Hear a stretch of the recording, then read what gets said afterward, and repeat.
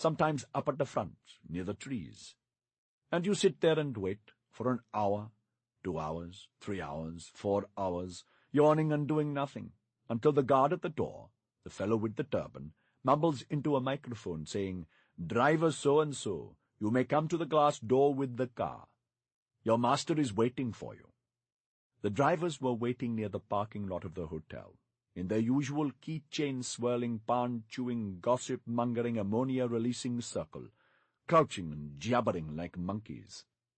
The driver with the diseased lips was sitting apart from them, engrossed in his magazine. On this week's cover, there was a photo of a woman lying on a bed, her clothes undone.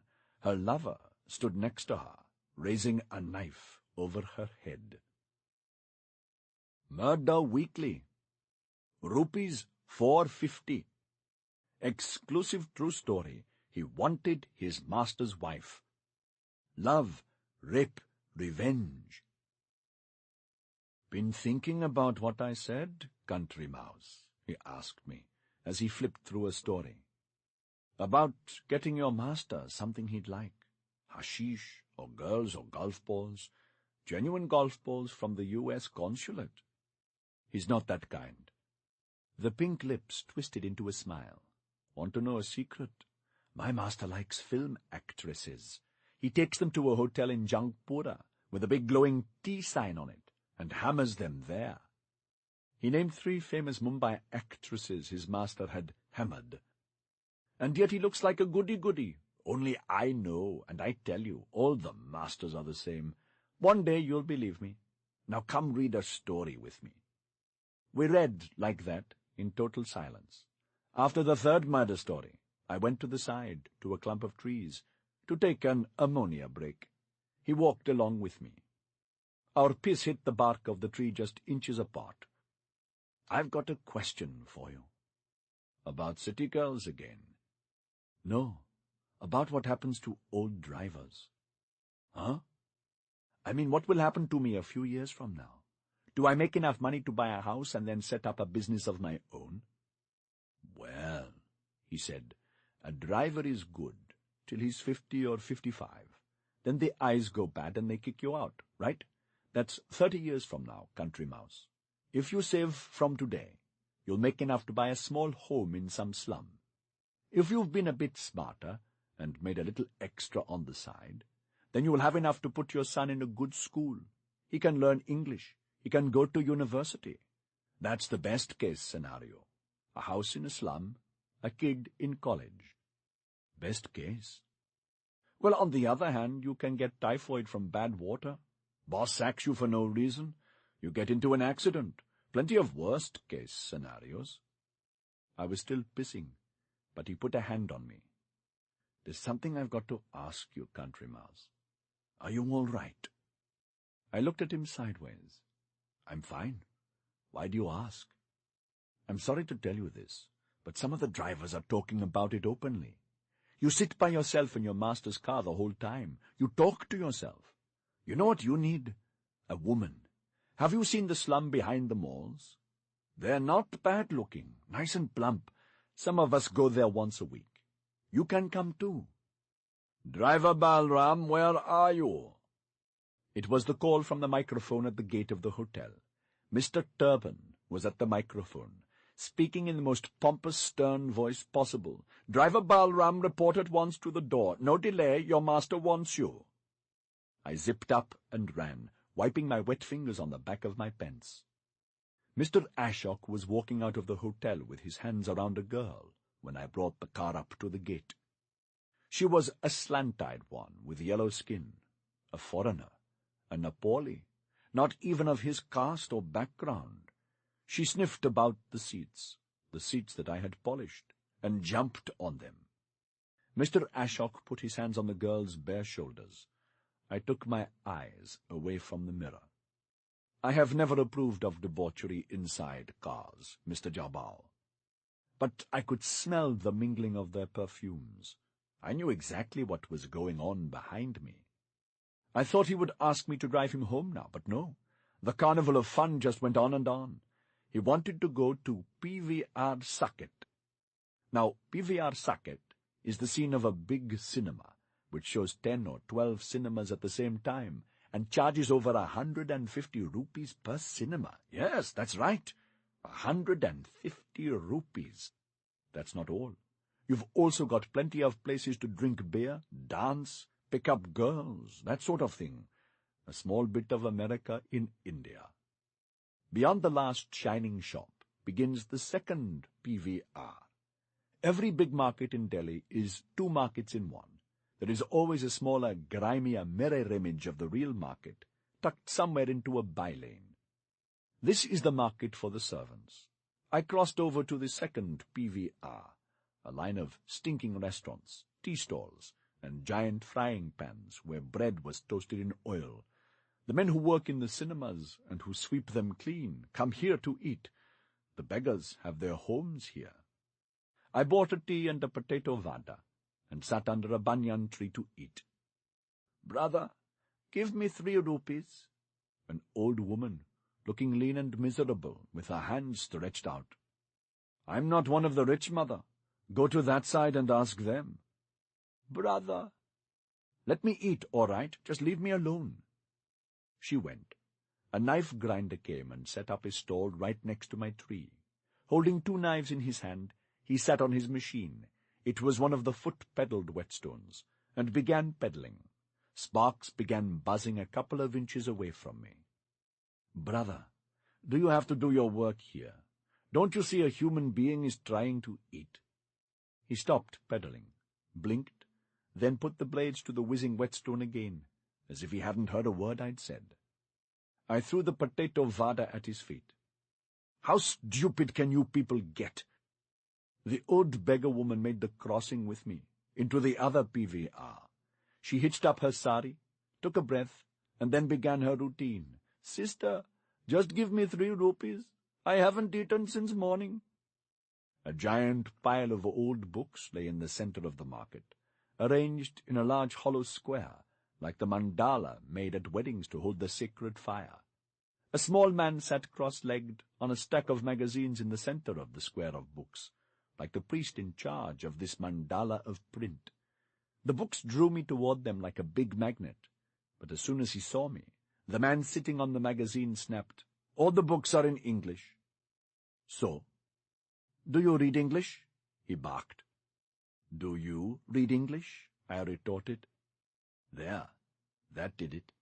Until then his tone of talking to me had been servant to servant. Now it became man to man. He stopped and looked me over from top to bottom. "No," he said, breaking into a smile, as if he appreciated my balls. "So how do you sell the books without knowing English?" "I know which book is what from the cover," he said. "I know this one is Harry Potter." He showed it to me. "I know this one is James Hadley Chase." He picked it up. "This is Khalil Gibran. This is Adolf Hitler, Desmond Bagley, The Joy of Sex. One time the publisher changed the Hitler cover so it looked like Harry Potter, and life was hell for a week after that. I just want to stand around the books. I had a book once, when I was a boy." "Suit yourself." So I stood around that big square of books. Standing around books, even books in a foreign language, you feel a kind of electricity buzzing up toward you, Your Excellency. It just happens, the way you get erect around girls wearing tight jeans. Except here what happens is that your brain starts to hum. 4,700 rupees, in that brown envelope, under my bed. Odd sum of money, wasn't it? There was a mystery to be solved here. Let's see. Maybe she started off giving me 5,000, and then being cheap, like all rich people are. Remember how the mongoose made me get down on my knees for that 1 rupee coin? Deducted 300. That's not how the rich think, you moron. Haven't you learned yet? She must have taken out 10,000 at first, then cut it in half, and kept half for herself, then taken out another 100 rupees, another 100, and another 100. That's how cheap they are. So that means they really owe you 10,000. But if she thought she owed you 10,000, then what she truly owed you was what? 10 times more? No, 100 times more. The small man, putting down the newspaper he was reading, turned to me from inside his mandala of books. "What did you say?" he shouted. "Nothing." He shouted again. "Hey, what do you do?" I grabbed an imaginary wheel and turned it 180 degrees. "Ah, I should have known. Drivers are smart men. They hear a lot of interesting things, right?" "Other drivers might. I go deaf inside the car." Sure. Tell me, you must know English. Some of what they talk must stick to you." "I told you. I don't listen. How can it stick?" "What does this word in the newspaper mean? Privacy." I told him, and he smiled gratefully. We had just started the English alphabet when I got taken out of school by my family. So he was another of the half-baked, my caste. "Hey!" he shouted again. "Want to read some of this?" He held up a magazine with an American woman on the cover, the kind that rich boys like to buy. "It's good stuff." I flicked through the magazine. He was right. It was good stuff. "How much does this magazine sell for?" 60 rupees. Would you believe that? 60 rupees for a used magazine. And there's a fellow in Khan Market who sells magazines from England that cost 508 rupees each. Would you believe that? I raised my head to the sky and whistled. "Amazing how much money they have," I said aloud, yet as if talking to myself, "and yet they treat us like animals."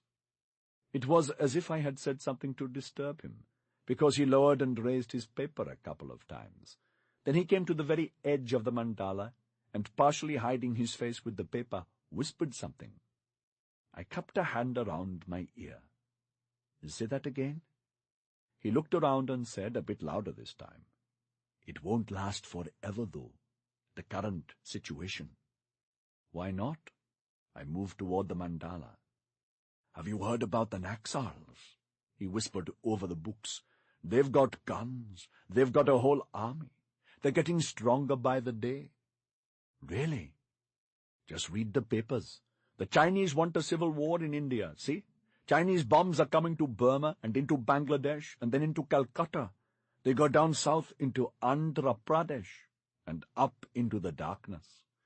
When the time is right, all of India will—" He opened his palms.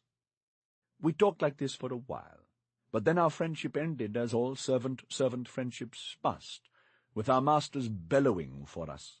A gang of rich kids wanted to be shown a smutty American magazine, and Mr. Ashok came walking out of a bar, staggering, stinking of liquor. The Nepali girl was with him. On the way back, the two of them were talking at the top of their voices, and then the petting and kissing began. My God, and he a man who was still lawfully married to another woman. I was so furious that I drove right through 4 red lights and almost smashed into an ox cart that was going down the road with a load of kerosene cans, but they never noticed. "Good night, Balram," Mr. Ashok shouted as he got out, hand in hand with her. "Good night, Balram," she shouted. They ran into the apartment and took turns jabbing the call button for the elevator. When I got to my room, I searched under the bed. It was still there, the Maharaja tunic that he had given me, the turban and dark glasses, too. I drove the car out of the apartment block, dressed like a Maharaja, with the dark glasses on.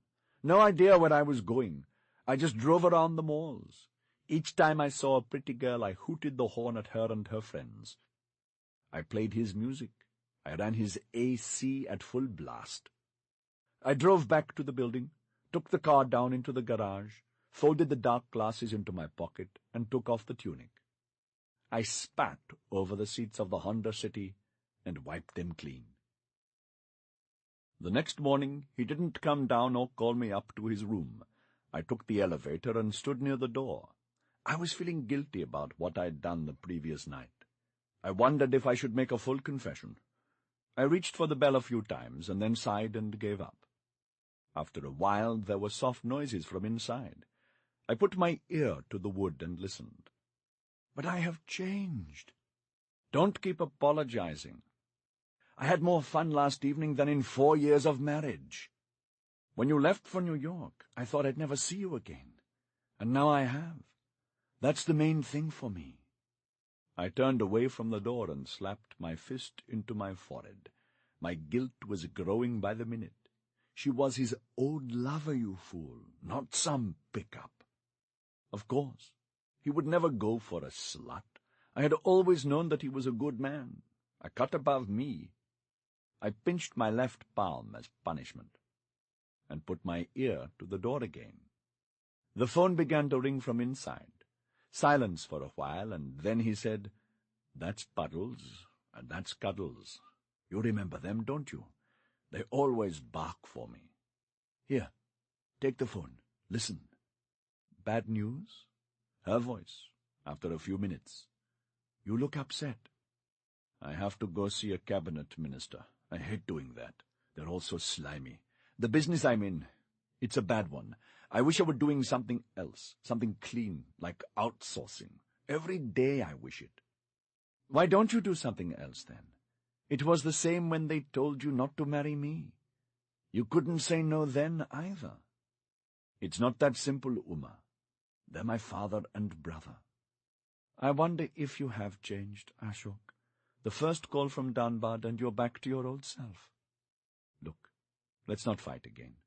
I'll send you back in the car now." "Oh, no, I'm not going back with your driver. I know his kind, the village kind. They think that any unmarried woman they see is a whore, and he probably thinks I'm a Napoli because of my eyes. You know what that means for him. I'll go back on my own. This fellow is all right. He's part of the family." "You shouldn't be so trusting, Ashok. Delhi drivers are all rotten. They sell drugs and prostitutes, and God knows what else." "Not this one. He's stupid as hell, but he is honest. He'll drive you back." "No, Ashok. I'll get a taxi. I'll call you in the evening." I realized that she was edging toward the door, and I turned and tiptoed away. There was no word from him until evening, and then he came down for the car. He made me go from one bank to another bank. Sitting in the driver's seat, I watched through the corner of my eye. He was collecting money from the automatic cash machines, 4 different ones. Then he said, "Balram, go to the city. You know the big house that's on the Ashoka Road, where we went with Mukesh Sir once?" "Yes, sir, I remember. They've got 2 big Alsatian guard dogs, sir." "Exactly. Your memory's good, Balram." I saw in the spy mirror that Mr. Ashok was pressing the buttons of his cell phone as I drove, probably telling the minister's servant that he was coming with the cash. So now I understood at last what work my master was doing as I drove him through Delhi. "I'll be back in 20 minutes, Balram," Mr. Ashok said when we got to the minister's bungalow. He stepped out with the red bag and slammed the door. A security guard with a rifle sat in a metal booth over the red wall of the minister's house, watching me carefully. The 2 Alsatian dogs roaming the compound barked now and then. It was the hour of sunset. The birds of the city began to make a ruckus as they flew home. Now Delhi, Mr. Premier, is a big city, but there are wild places in it, big parks, protected forests, stretches of wasteland, and things can suddenly come out of these wild places. As I was watching the red wall of the minister's house, a peacock flew up over the guard's booth and perched there. For an instant its deep blue neck and its long tail turned golden in the setting sunlight. Then it vanished. In a little while it was night. The dogs began barking. The gate opened. Mr. Ashok came out of the minister's house with a fat man, the same man who had come out that day from the president's house. I guessed that he was the minister's assistant. They stopped in front of the car and talked. The fat man shook hands with Mr. Ashok, who was clearly eager to leave him. But it isn't so easy to let go of a politician, or even a politician's sidekick. I got out of the car, pretending to check the tires, and moved into eavesdropping distance. "Don't worry, Ashok. I'll make sure the minister gives your father a call tomorrow." "Thank you. My family appreciates your help. What are you doing after this?" "Nothing. Just going home to Gurgaon." "A young man like you going home this early? Let's have some fun." Don't you have to work on the elections? The elections? All wrapped up. It's a landslide. The minister said so this morning. Elections, my friend, can be managed in India. It's not like in America. Brushing aside Mr. Ashok's protests, the fat man forced his way into the car. We had just started down the road when he said, "Ashok, let me have a whiskey." "Here, in the car? I don't have any." The fat man seemed astonished. "Everyone has whiskey in their car in Delhi, Ashok. Didn't you know this?" He told me to go back to the minister's bungalow. He went inside and came back with a pair of glasses and a bottle. He slammed the door, breathed out, and said, "Now this car is fully equipped." Mr. Ashok took the bottle and got ready to pour the fat man a glass, when he smacked his lips in annoyance. "Not you, you fool. The driver. He is the one who pours the drinks." I turned around at once and turned myself into a barman. "This driver is very talented," the fat man said. "Sometimes they make a mess of pouring a drink." You'd never guess that his caste was a teetotaling one, would you? I tightened the cap on the bottle and left it next to the gearbox. I heard the clinking of glasses behind me and two voices saying, "Cheers." "Let's go," the minister's sidekick said. "Let's go to the Sheraton, driver. There's a good restaurant down in the basement there, Ashok. Quiet place. We'll have some fun there." I turned the ignition key and took the dark egg of the Honda City down the streets of New Delhi. A man's car is a man's palace. I can't believe you've never done this. Well, you'd never try it in America, would you? That's the whole advantage of being in Delhi, dear boy. The fat man slapped Mr. Ashok's thigh. He sipped and said, "What's your situation, Ashok?" "Coal trading, these days. People think it's only technology that's booming, but coal. The media pays no attention to coal, does it? The Chinese are consuming coal like crazy, and the price is going up everywhere. Millionaires are being made left, right, and center." Sure, the fat man said. "The China effect." He sniffed his glass. "But that's not what we in Delhi mean when we say situation, dear boy." The minister's sidekick smiled. "Basically what I'm asking is, who services you? Down there." He pointed at a part of Mr. Ashok's body that he had no business pointing at.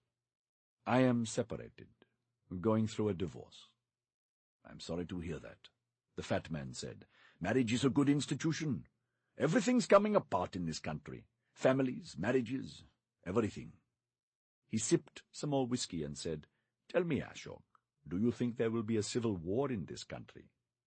"Why do you say that?" 4 days ago, I was in a court in Ghaziabad. The judge gave an order that the lawyers didn't like, and they simply refused to accept his order. They went mad. They dragged the judge down and beat him in his own court. The matter was not reported in the press, but I saw it with my own eyes. If people start beating the judges in their own courtrooms, then what is the future for our country? Something icy cold touched my neck. The fat man was rubbing me with his glass. "Another drink, driver." "Yes, sir." "Have you ever seen this trick, Your Excellency?" A man steering the car with one hand and picking up a whiskey bottle with the other hand, hauling it over his shoulder, then pouring it into a glass, even as the car is moving without spilling a drop. The skills required of an Indian driver. Not only does he have to have perfect reflexes, night vision, and infinite patience, he also has to be the consummate barman. "Would you like some more, sir?" I glanced at the minister's sidekick, at the fat corrupt folds of flesh under his chin, then glanced at the road to make sure I wasn't driving into anything. "Pour one for your master now." "No, I don't drink much. Really, I'm fine." "Don't be silly, Ashok. I insist. Fellow, pour one for your master." So I had to turn and do the amazing one hand on the wheel, one hand with the whiskey bottle trick all over again. The fat man went quiet after the second drink. He wiped his lips. "When you were in America, you must have had a lot of women. I mean, the local women." "No." "No? What does that mean?" "I was faithful to Pinky, my wife, the whole time." My, you were faithful. What an idea. Faithfully married. No wonder it ended in divorce. Have you never had a white woman? I told you. God, why is it always the wrong kind of Indian who goes abroad? Listen, do you want one now? A European girl? Now? Now, he said. A female from Russia. She looks just like that American actress. He mentioned the name. Want to do it? A whore. The fat man smiled. A friend. A magical friend. Want to do it? No, thanks. I'm seeing someone. I just met someone I knew along... The fat man took out his cell phone and punched some numbers. The light of the phone made a blue halo on his face. She's there right now. Let's go see her. She's a stunner, I tell you. Just like that American actress. Do you have 30,000 on you? No, listen, I'm seeing someone. I'm not... No problem. I'll pay now. You can pay later. Just put it into the next envelope you give the minister. He put his hand on Mr. Ashok's hand and winked, then leaned over and gave instructions to me. I looked at Mr. Ashok in the rear-view mirror as hard as I could. A whore? That's for people like me, sir. Are you sure you want this? I wish I could have told him this openly. But who was I? Just the driver. I took orders from the fat man. Mr. Ashok said nothing, just sat there sucking his whiskey like a boy with a soda. Maybe he thought it was a joke, or maybe he was too frightened of the fat man to say no. But I will defend his honor to my deathbed. They corrupted him. The fat man made me drive to a place in Greater Kailash, another housing colony where people of quality live in Delhi. Touching my neck with his icy glass when I had to make a turn, he guided me to the place. It was as large as a small palace, with big white columns of marble up the front. From the amount of garbage thrown outside the walls of the house, you knew that rich people lived here. The fat man held open the car door as he spoke into a phone.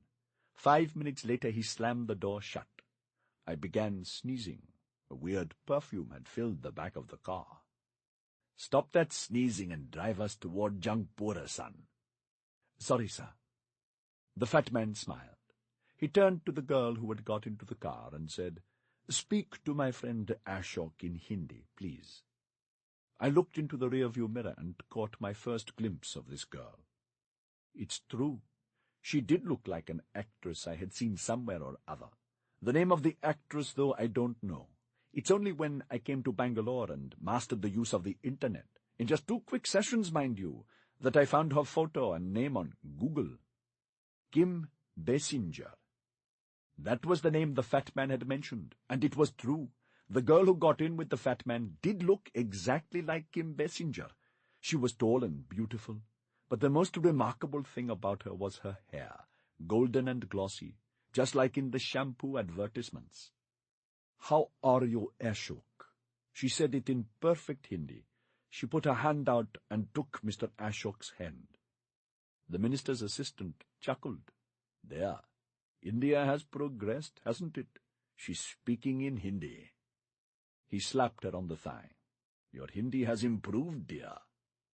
Mr. Ashok leaned back to speak to the fat man over her shoulder. Is she Russian?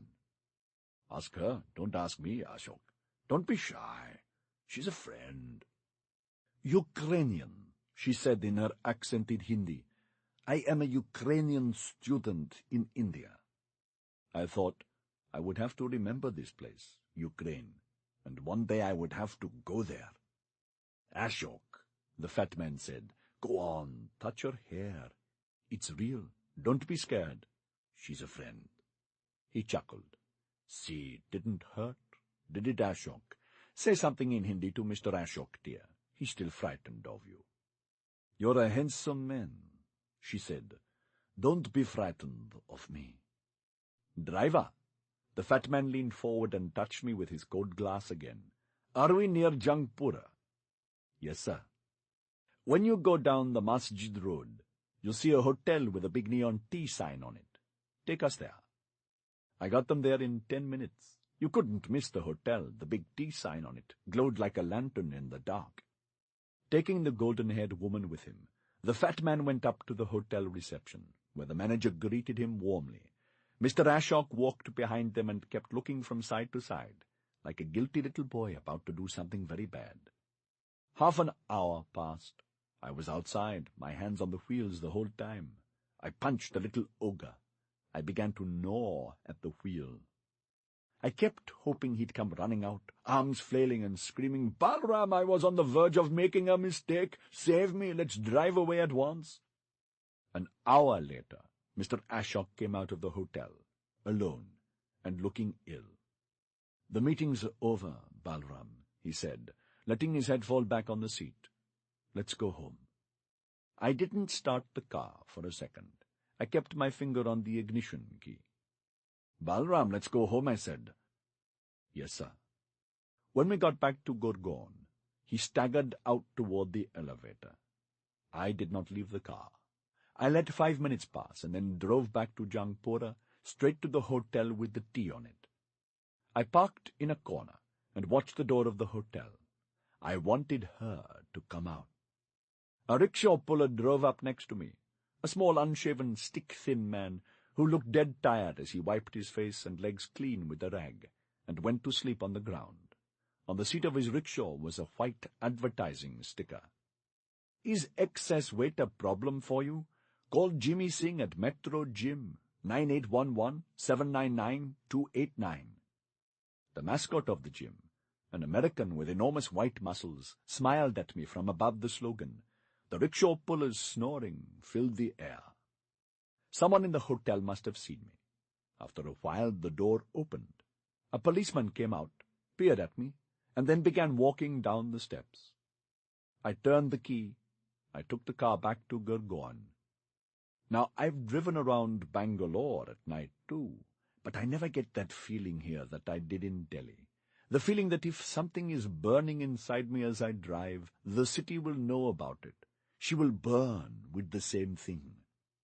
My heart was bitter that night.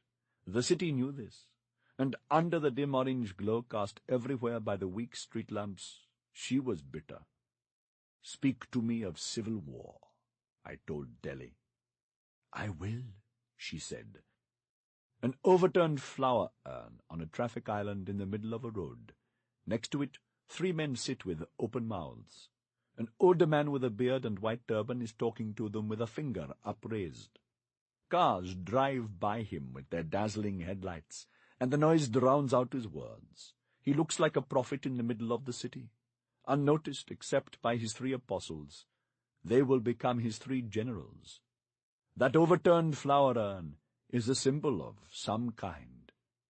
Speak to me of blood on the streets, I told Delhi. I will, she said. I saw other men discussing and talking and reading in the night, alone or in clusters around the street lamps. By the dim lights of Delhi, I saw hundreds that night, under trees, shrines, intersections, on benches, squinting at newspapers, holy books, journals, Communist Party pamphlets. What were they reading about? What were they talking about? But what else? Of the end of the world. And if there is blood on these streets, I asked the city, do you promise that he'll be the first to go, that man with the fat folds under his neck? A beggar, sitting by the side of the road, a nearly naked man coated with grime, and with wild unkempt hair in long coils like snakes, looked into my eyes. Promise. Coloured pieces of glass have been embedded into the boundary wall of Buckingham Tower's B block to keep robbers out. When the headlights hit them, the shards glow, and the wall turns into a technicolored glass-spined monster. The gatekeeper stared at me as I drove in. I saw rupee notes shining in his eyes. This was the second time he had seen me going out and returning on my own. In the parking lot, I got out of the driver's seat and carefully closed the door. I opened the passenger's door and went inside, and passed my hand along the leather. I passed my hands from one side of the leather seats to the other 3 times, and then I found what I was looking for. I held it up to the light. A strand of golden hair. I've got it in my desk to this day. The sixth night. The dreams of the rich and the dreams of the poor, they never overlap, do they? See, the poor dream all their lives of getting enough to eat and looking like the rich. And what do the rich dream of? Losing weight and looking like the poor. Every evening the compound around Buckingham Tower's B block becomes an exercise ground. Plump, paunchy men and even plumper, paunchier women with big circles of sweat below their arms are doing their evening walking. See, with all these late-night parties, all that drinking and munching, the rich tend to get fat in Delhi, so they walk to lose weight. Now, where should a human being walk? In the outdoors, by a river, inside a park, around a forest.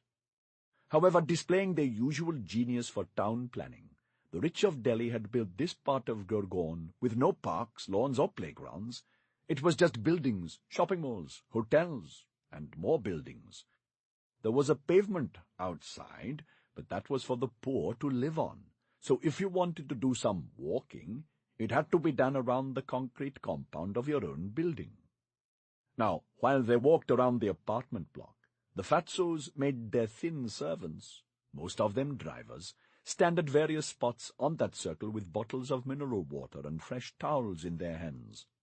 Each time they completed a circuit around the building, they stopped next to their man, grabbed the bottle, gulp, grabbed the towel, wipe. Then it was off on round 2. Vitiligo Lips was standing in one corner of the compound, with his bottle and his master's sweaty towel. Every few minutes, he turned to me with a twinkle in his eyes. His boss, the steel man, who was bald until 2 weeks ago, now sported a head of thick black hair, an expensive toupee job he had gone all the way to England for. This toupee was the main subject of discussion in the monkey circle these days. The other drivers had offered Vitiligo Lips 10 rupees to resort to the old tricks of braking unexpectedly or taking the car full speed over a pothole to knock over his master's toupee at least once. The secrets of their masters were spilled and dissected every evening by the monkey circle, though if any of them made the divorce a topic of discussion, he knew he would have to deal with me. On Mr. Ashok's privacy, I allowed no one to infringe. I was standing just a few feet from Vitiligo Lips, with my master's bottle of mineral water in my hand and his sweat-stained towel on my shoulder. Mr. Ashok was about to complete his circle. I could smell his sweat coming toward me. This was round number 3 for him. He took the bottle, drained it, wiped his face with his towel, and draped it back on my shoulder. "I'm done. Balram, bring the towel and bottle up, okay?" "Yes, sir," I said, and watched him go into the apartment block. He took a walk once or twice a week, but it clearly wasn't enough to counter his nights of debauchery. I saw a big wet paunch pressing against his white T-shirt.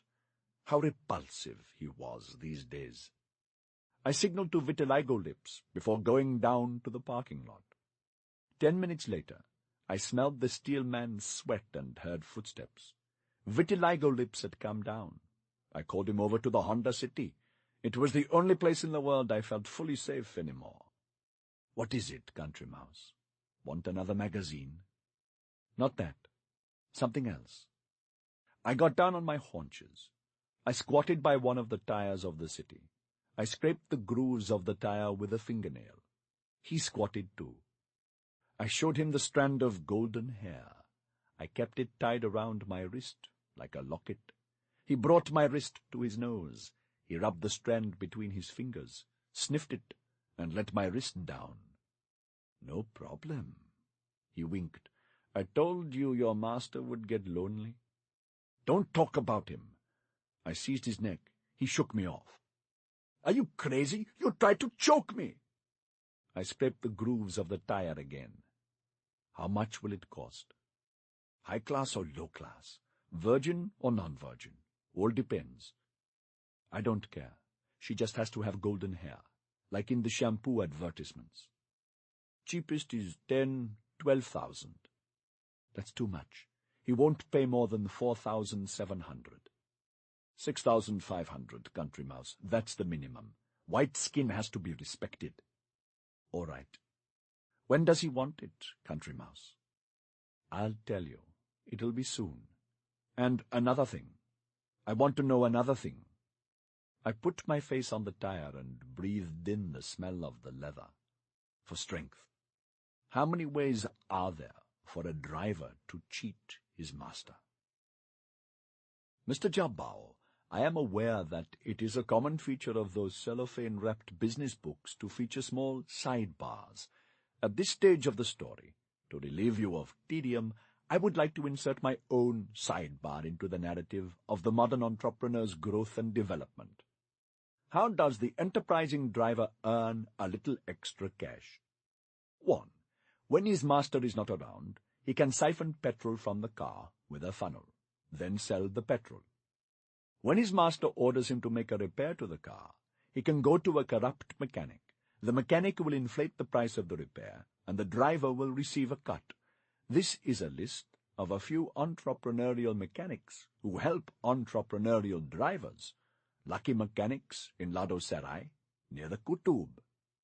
RV Repairs in Greater Kailash Part 2. Nilofa Mechanics in DLF Phase 1 in Gurgaon. 3. He should study his master's habits and then ask himself, is my master careless?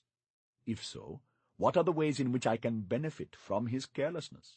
For instance, if his master leaves empty English liquor bottles lying around in the car, he can sell the whiskey bottles to the bootleggers. Johnny Walker Black brings the best resale value. 4. As he gains in experience and confidence, and is ready to try something riskier, he can turn his master's car into a freelance taxi. The stretch of the road from Gurgaon to Delhi is excellent for this. Lots of Romeos come to see their girlfriends who work in the call centers. Once the entrepreneurial driver is sure that his master is not going to notice the absence of the car, and that none of his master's friends are likely to be on the road at this time, he can spend his free time cruising around, picking up and dropping off paying customers. At night, I lay in my mosquito net, the light bulb on in my room, and watched the dark roaches crawling on top of the net, their antennae quivering and trembling, like bits of my own nerves. And I lay in bed, too agitated even to reach out and crush them. A cockroach flew down and landed right above my head. You should have asked them for money when they made you sign that thing. Enough money to sleep with 20 white-skinned girls. It flew away. Another landed on the same spot. 20? 100, 200, 300, 1,000, 10,000 golden-haired whores, and even that would still not have been enough. That would not start to be enough. Over the next 2 weeks, I did things I am still ashamed to admit. I cheated my employer. I siphoned his petrol. I took his car to a corrupt mechanic who billed him for work that was not necessary. And 3 times, while driving back to Buckingham B, I picked up a paying customer. The strangest thing was that each time I looked at the cash I had made by cheating him, instead of guilt, what did I feel?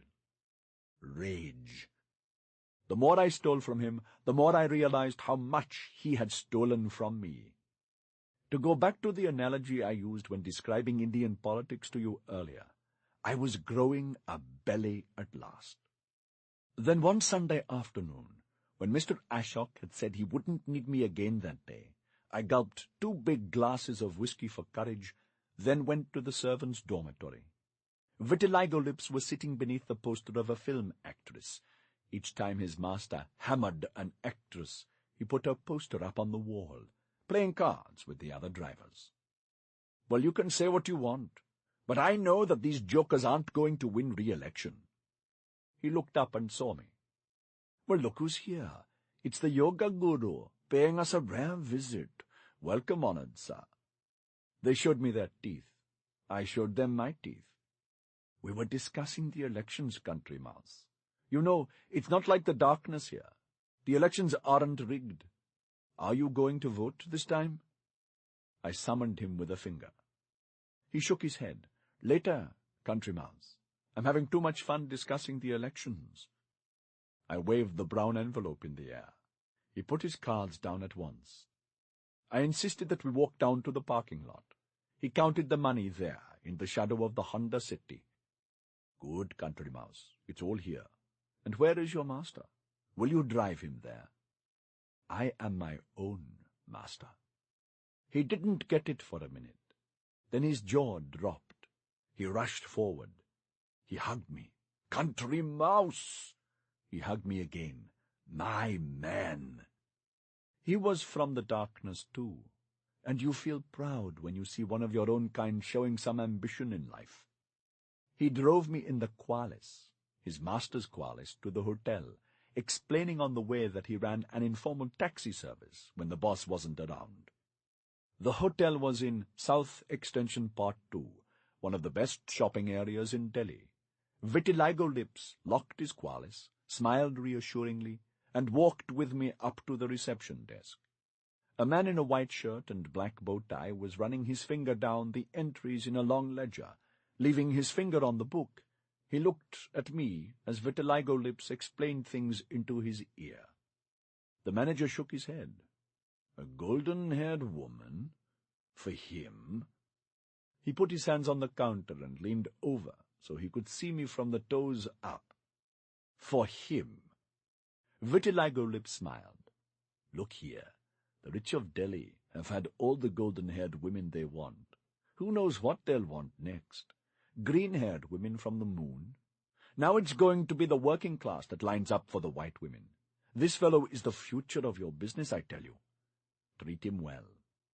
The manager seemed uncertain for a moment. Then he slammed the ledger shut and showed me an open palm. Give me 500 rupees extra, he grinned. Working class surcharge. I don't have it. Give me 500 or forget it. I took out the last 300 rupees I had. He took the cash, straightened his tie, and then went up the stairs. Vitiligo Lips patted me on the shoulder and said, Good luck, Country Mouse. Do it for all of us. I ran up the stairs. Room 114A. The manager was standing at the door, with his ear to it. He whispered, Anastasia? He knocked, then put his ear to the door again and said, Anastasia, are you in? He pushed the door open. A chandelier, a window, a green bed, and a girl with golden hair sitting on the bed. I sighed because this one looked nothing like Kim Basinger, not half as pretty. That was when it hit me, in a way it never had before, how the rich always get the best things in life, and all that we get is the leftovers. The manager brought both his palms up to my face. He opened and closed them, and then did it again. 20 minutes. Then he made a knocking motion with his fist, followed by a kicking motion with his shiny black boot. Get it? That's what would happen to me after 20 minutes. Yes. He slammed the door. The woman with the golden hair still wasn't looking at me. I had only summoned up the courage to sit down by her side when there was banging on the door outside. When you hear that, it's over. Get it? The manager's voice. All right. I moved closer to the woman on the bed. She neither resisted nor encouraged. I touched a curl of her hair and pulled it gently to get her to turn her face toward me. She looked tired and worn out, and there were bruises around her eyes, as if someone had scratched her. She gave me a big smile. I knew it well. It was the smile a servant gives a master. What's your name? She asked in Hindi. This one, too. They must have a Hindi language school for girls in this country, Ukraine, I swear. Munna. She smiled. That's not a real name. It just means boy. That's right. But it's my name, I said. My family gave me no other name. She began laughing, a high-pitched, silvery laugh that made her whole golden head of hair bob up and down. My heart beat like a horse's. Her perfume went straight to my brain. You know, when I was young, I was given a name in my language that just meant girl, My family did the same thing to me." "Wow," I said, curling my legs up on the bed. We talked. She told me she hated the mosquitoes in this hotel, and the manager, and I nodded. We talked for a while like this, and then she said, "You're not a bad-looking fellow, and you're quite sweet," and then ran her finger through my hair. At this point, I jumped out of the bed. I said, "Why are you here, sister? If you want to leave this hotel, why don't you? Don't worry about the manager. I'm here to protect you. I am your own brother, Balaram Halway." "Sure," I said that. "In the Hindi film they'll make of my life. 7,000 sweet rupees for 20 minutes. Time to get started." That was what I actually said. I climbed on top of her and held her arms behind her head with one hand. Time to dip my beak in her. I let the other hand run through the golden curls. And then I shrieked. I could not have shrieked louder if you had shown me a lizard. "What happened, Mona?" she asked. I jumped off the bed and slapped her. My, these foreigners can yell when they want to. Immediately, as if the manager had been there all the time, his ear to the door, grinning, the door burst open and he came in. "This," I shouted at him, pulling the girl by her hair, "is not real gold." The roots were black. It was all a dye job. He shrugged. "What do you expect for 7,000? The real thing costs 40, 50. I leapt at him, caught his chin in my hand, and rammed it against the door. "I want my money back." The woman let out a scream from behind me. I turned around.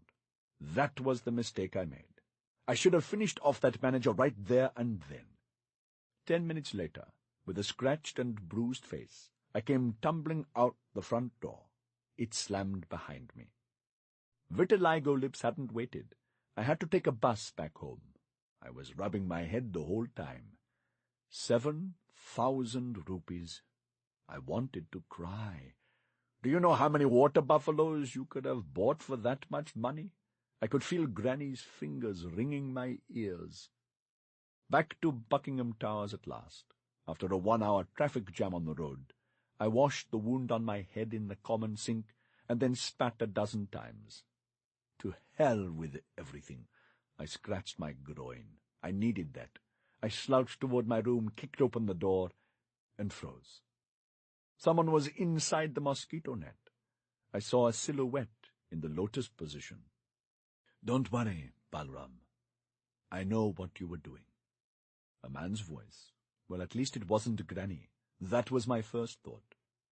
Mr. Ashok lifted up a corner of the net and looked at me, a sly grin on his face. "I know exactly what you were doing." "Sir?" "I was calling your name and you weren't responding, so I came down to see. But I know exactly what you were doing. The other driver, the man with pink lips, he told me." My heart pounded. I looked down at the ground.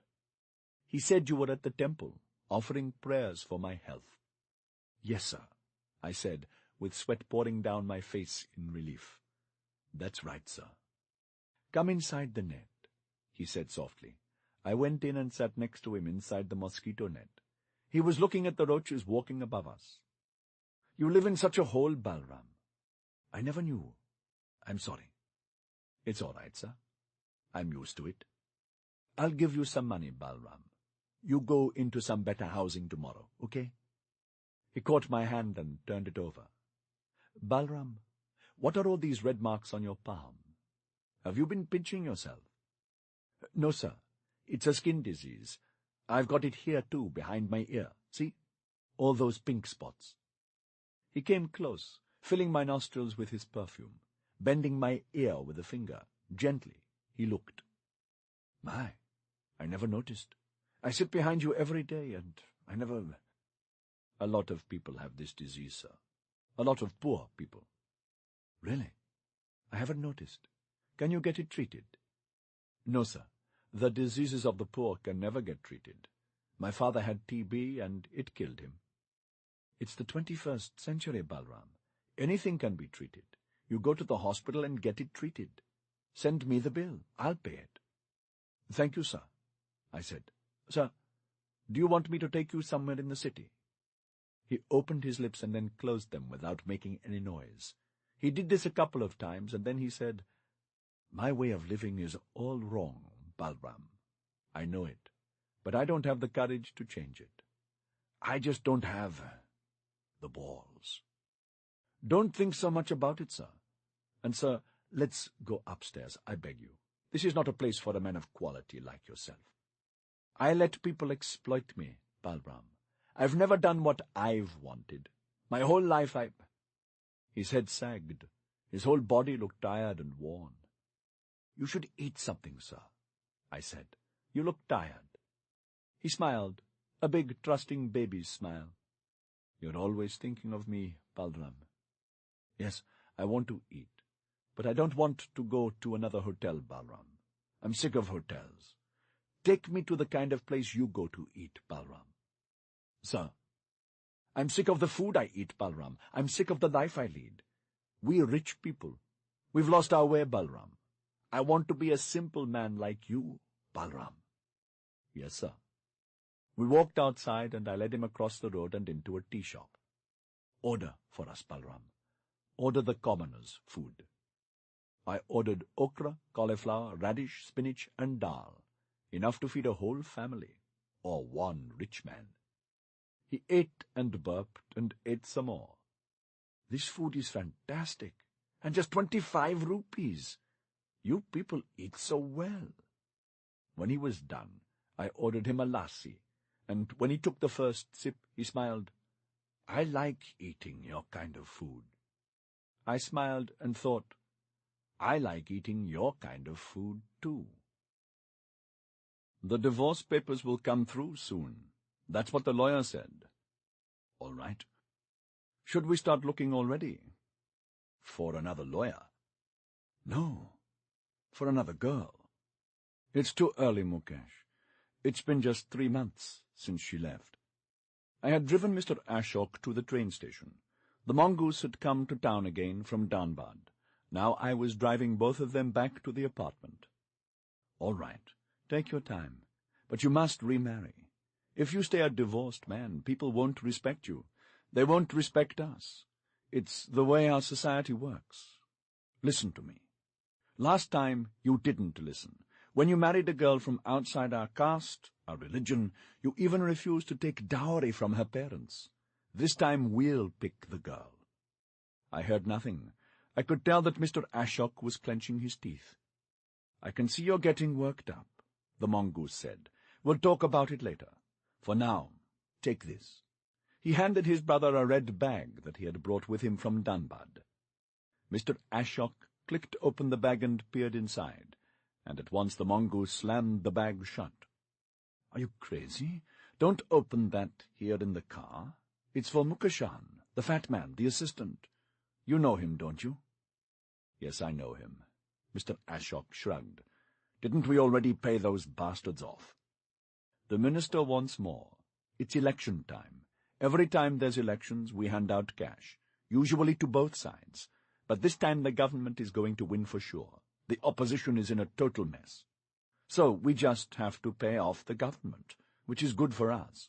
I'll come with you the first time, but it's a lot of money. And you may have to go a second and third time, too. And then there are a couple of bureaucrats we have to grease. Get it? It seems like this is all I get to do in Delhi. Take money out of banks and bribe people. Is this what I came back to India for? Don't be sarcastic. And remember, ask for the bag back each time. It's a good bag, Italian-made. No need to give them any additional gifts. Understand? Oh, hell, not another fucking traffic jam. Balram, play Sting again. It's the best music for a traffic jam. The driver knows who Sting is. Sure, he knows it's my favorite CD. Show us the Sting CD, Balram. See? See? He knows Sting. I put the CD into the player. 10 minutes passed, and the cars had not moved an inch. I replaced Sting with Enya. I replaced Enya with Eminem. Vendors came to the car with baskets of oranges or strawberries in plastic cases or newspapers or novels in English. The beggars were on the attack too. One beggar was carrying another on his shoulders, and going from car to car. The fellow on his shoulders had no legs below his knees. They went together from car to car, the fellow without the legs moaning and groaning, and the other fellow tapping or scratching the windows of the car. Without thinking much about it, I cracked open the egg. Rolling down the glass, I held out a rupee. The fellow with the deformed legs took it and saluted me. I rolled the window up and resealed the egg.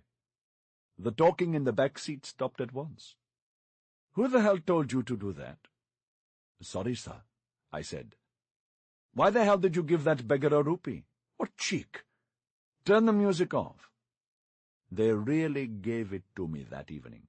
Though their talk was normally in a mix of Hindi and English, the two brothers began speaking in chaste Hindi, entirely for my benefit. "Don't we give money each time we go to the temple?" the elder thug said. "We donate every year to the Cancer Institute. I buy that car that the school children come around selling. The other day I was speaking to our accountant, and he was saying, 'Sir, you have no money in your bank, it's all gone. Do you know how high the taxes are in this country?' The younger thug said. "If we gave any money, what would we have to eat?" That was when it struck me that there really was no difference between the two of them. They were both their father's seed. For the rest of the drive home, the mongoose pointedly kept his eyes on the rear-view mirror. He looked as if he had smelled something funny. When we reached Buckingham B, he said, "Come upstairs, Balram." "Yes, sir." We stood side by side in the elevator. When he opened the door of the apartment, he pointed to the floor. "Make yourself comfortable." I squatted below the photo of Cuddles and Puddles, and put my hands between my knees. He sat down on a chair, and rested his face in his palm, and just stared at me. His brow was furrowed. I could see a thought forming in his mind. He got up from his chair, walked over to where I was crouched, and got down on one knee. He sniffed the air. "Your breath smells of aniseed." "Yes, sir." "People chew that to hide the alcohol on their breath." "Have you been drinking?" "No, sir. My caste were teetotalers." He kept sniffing, coming closer all the time. I took in a big breath, held it in the pit of my belly, then I forced it out, in a belch, right to his face. "That's disgusting, Balram," he said with a look of horror. He stood up and took 2 steps back. "Sorry, sir." "Get out." I came out sweating. The next day I drove him and Mr. Ashok to some minister's or bureaucrat's house in New Delhi. They went out with the red bag. Afterwards I took them to a hotel where they had lunch. I gave the hotel staff instructions, no potatoes in the food, then drove the mongoose to the railway station. I put up with his usual threats and warnings, no AC, no music, no wasting fuel, blah, blah, blah. I stood on the platform and watched as he ate his snack. When the train left, I danced around the platform and clapped my hands. 2 homeless urchins were watching me, and they laughed. They clapped their hands too. One of them began singing a song from the latest Hindi film, and we danced together on the platform. Next morning, I was in the apartment, and Mr. Ashok was fiddling with the red bag and getting ready to leave, when the phone began to ring. I said, "I'll take the bag down, sir. I'll wait in the car." He hesitated, then held the bag out in my direction. "I'll join you in a minute." I closed the door of the apartment. I walked to the elevator, pressed the button, and waited. It was a heavy bag, and I had to shift it about in my palm. The elevator had reached the 4th floor. I turned and looked at the view from the balcony of the 13th floor. The lights were shining from Gurgaon's malls, even in broad daylight. A new mall had opened in the past week. Another one was under construction. The city was growing. The elevator was coming up fast. It was about to reach the 11th floor. I turned and ran. Kicking the door of the fire escape open, hurrying down 2 flights of dark stairs, I clicked the red bag open. All at once, the entire stairwell filled up with dazzling light, the kind that only money can give out. 25 minutes later, when Mr. Ashok came down, punching the buttons on his cell phone. He found the red bag waiting for him on his seat. I held up a shining silver disc as he closed the door. "Shall I play Sting for you, sir?" As we drove, I tried hard not to look at the red bag. It was torture for me, just like when Pinky Madam used to sit in short skirts. At a red light, I looked at the rear-view mirror. I saw my thick mustache and my jaw. I touched the mirror. The angle of the image changed. Now I saw long, beautiful eyebrows, curving on either side of powerful, furrowed brow muscles. Black eyes were shining below those tensed muscles, the eyes of a cat watching its prey. "Go on. Just look at the red bag, Balram. That's not stealing, is it?" I shook my head. "And even if you were to steal it, Balram, it wouldn't be stealing." "How so?" I looked at the creature in the mirror. "See, Mr. Ashok is giving money to all these politicians in Delhi so that they will excuse him from the tax he has to pay. And who owns that tax, in the end? Who but the ordinary people of this country? You." "What is it, Balram? Did you say something?" I tapped the mirror. My mustache rose into view again, and the eyes disappeared, and it was only my own face staring at me now. "This fellow in front of me is driving rashly, sir," I was just grumbling. "Keep your cool, Balram. You're a good driver. Don't let the bad ones get to you." The city knew my secret. One morning the president's house was covered in smog and blotted out from the road. It seemed as though there were no government in Delhi that day, and the dense pollution that was hiding the Prime Minister and all his ministers and bureaucrats said to me, "They won't see a thing you do. I'll make sure of that." I drove past the red wall of Parliament House. A guard with a gun was watching me from a lookout post on the red wall. He put his gun down the moment he saw me. Why would I stop you? I'd do the same if I could. At night, a woman walked with a cellophane bag. My headlights shone into the bag and turned the cellophane transparent. I saw 4 large, dark fruits inside the bag, and each dark fruit said, "You've already done it. In your heart, you've already taken it." Then the headlights passed. The cellophane turned opaque. The 4 dark fruits vanished. Even the road, the smooth, polished road of Delhi that is the finest in all of India, knew my secret. One day at a traffic signal, the driver of the car next to me lowered the window and spat out. He had been chewing pan, and a vivid red puddle of expectorate splashed on the hot midday road and festered there like a living thing, spreading and sizzling. A second later he spat again, and now there was a second puddle on the road. I stared at the 2 puddles of red, spreading spit. And then the left-hand puddle of spit seemed to say, "Your father wanted you to be an honest man." But the right-hand puddle of spit seemed to say, "Your father wanted you to be a man." Mr. Ashok does not hit you or spit on you like people did to your father. Mr. Ashok made you take the blame when his wife killed that child on the road. Mr. Ashok pays you well, 4,000 rupees a month. What do you save? Nothing. He has been raising your salary without your even asking. This is a pittance. You live in a city. I turned my face away from the red puddles. I looked at the red bag sitting in the center of my rear-view mirror, like the exposed heart of the Honda City. That day I dropped Mr. Ashok off at the Imperial Hotel, and he said, "I'll be back in 20 minutes, Balram." Instead of parking the car, I drove to the train station, which is in Paharganj, not far from the hotel. People were lying on the floor of the station. Dogs were sniffing at the garbage. The air was moldy. So this is what it will be like, I thought. The destinations of all the trains were up on a blackboard. Benares, Jammu, Amritsar, Mumbai, Ranchi.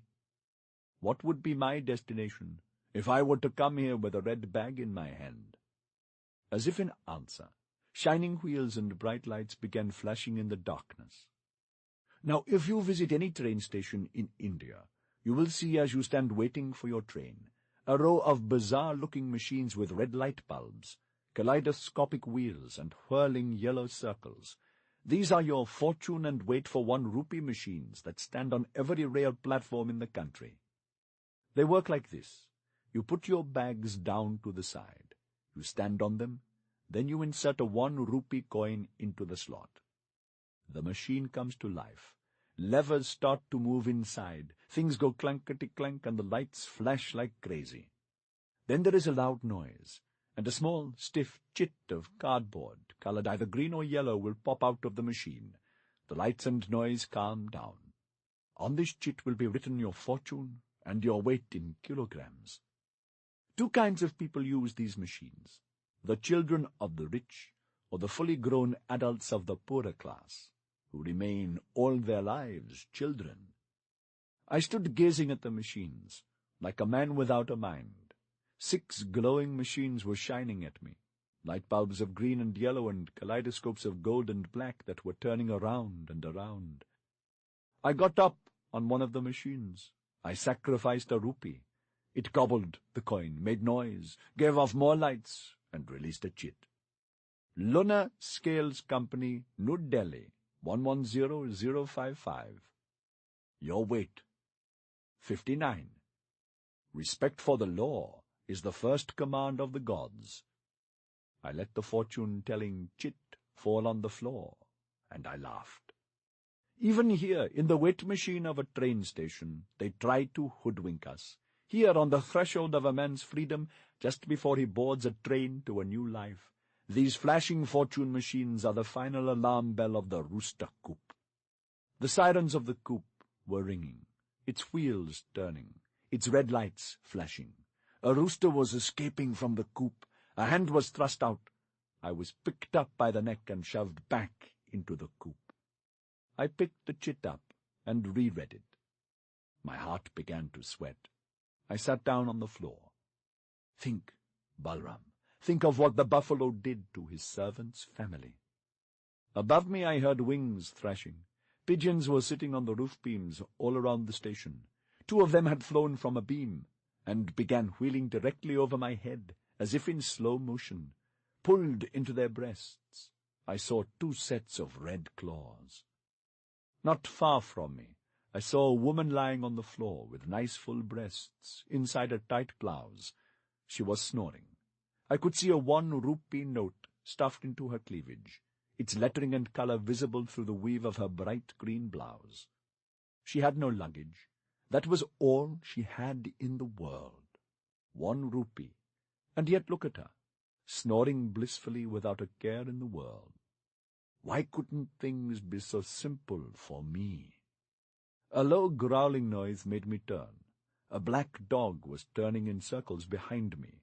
A pink patch of skin, an open wound, glistened on its left butt, and the dog had twisted on itself in an attempt to gnaw at the wound.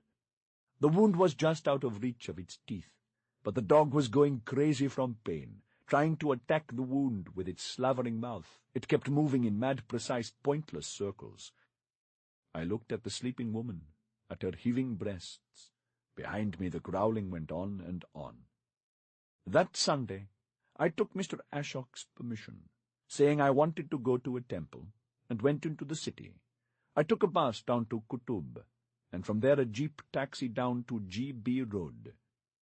This, Mr. Premier, is the famous red light district, as they say in English, of Delhi. An hour here would clear all the evil thoughts out of my head. When you retain semen in your lower body, it leads to evil movements in the fluids of your upper body. In the darkness, we know this to be a fact. It was just 5 o'clock and still light, but the women were waiting for me, as they wait for all men at all times of the day. Now, I've been to these streets before, as I've confessed to you, but this time was different. I heard them above me, the women, jeering and taunting from the grilled windows of the brothels, but this time I couldn't bear to look up at them. A pan-maker sat on a wooden stool outside the gaudy blue door of a brothel, using a knife to spread spices on moist leaves that he had picked out of a bowl of water, which is the first step in the preparation of pan. In the small square space below his stall sat another man, boiling milk in a vessel over the hissing blue flame of a gas stove. "What's the matter with you? Look at the women." The pimp, a small man with a big nose covered in red warts, had caught me by the wrist. "You look like you can afford a foreign girl. Take a Nepali girl. Aren't they beauties? Look up at them, son." He took my chin.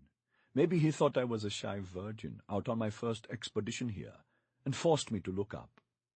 The Nepalis up there, behind the barred window, were really good-looking, very light-skinned, and with those Chinese eyes that just drive us Indian men mad. I shook the pimp's hand off my face. "Take anyone, take all. Aren't you man enough, son?" Normally this would have been enough for me to burst into the brothel hollering for blood. But sometimes what is most animal in a man may be the best thing in him. From my waist down nothing stirred. They're like parrots in a cage. It'll be one animal fucking another animal. "Chew pan, it will help you if you're having trouble getting it up," the seller of pan shouted from his stand. He held up a fresh, wet pan leaf and shook it so the droplets splashed on my face. "Drink hot milk. It helps too," shouted the small, shrunken man below him, who was boiling the milk. I watched the milk. It seethed and spilled down the sides of the stainless steel vessel. The small, shrunken man smiled. He provoked the boiling milk with a spoon. It became frothier and frothier, hissing with outrage. I charged into the pan seller, pushing him off his perch, scattering his leaves and spilling his water. I kicked the midget in his face. Screams broke out from above. The pimps rushed at me, shoving and kicking for dear life. I ran out of that street. Now GB Road is in Old Delhi, about which I should say something. Remember, Mr. Premier, that Delhi is the capital of not one but two countries, two Indias. The light and the darkness both flow into Delhi. Gurgaon, where Mr. Ashok lived, is the bright modern end of the city, and this place, Old Delhi, is the other end, full of things the modern world forgot all about: rickshaws, old stone buildings, the Muslims. On a Sunday, though, there is something more. If you keep pushing through the crowd that is always there, go past the men cleaning the other men's ears by poking rusty metal rods into them, past the men selling small fish trapped in green bottles full of brine, past the cheap shoe market and the cheap shirt market, you will come to the great second-hand book market of Daryaganj. You may have heard of this market, sir, since it is one of the wonders of the world. Tens of thousands of dirty, rotting, blackened books on every subject: technology, medicine, sexual pleasure, philosophy, education, and foreign countries, heaped upon the pavement, from Delhi Gate onwards, all the way until you get to the market in front of the Red Fort. Some books are so old they crumble when you touch them. Some have silverfish feasting on them. Some look like they were retrieved from a flood or from a fire. Most shops on the pavement are shuttered down. But the restaurants are still open, and the smell of fried food mingles with the smell of rotting paper. Rusting exhaust fans turn slowly in the ventilators of the restaurants like the wings of giant moths. I went amid the books and sucked in the air.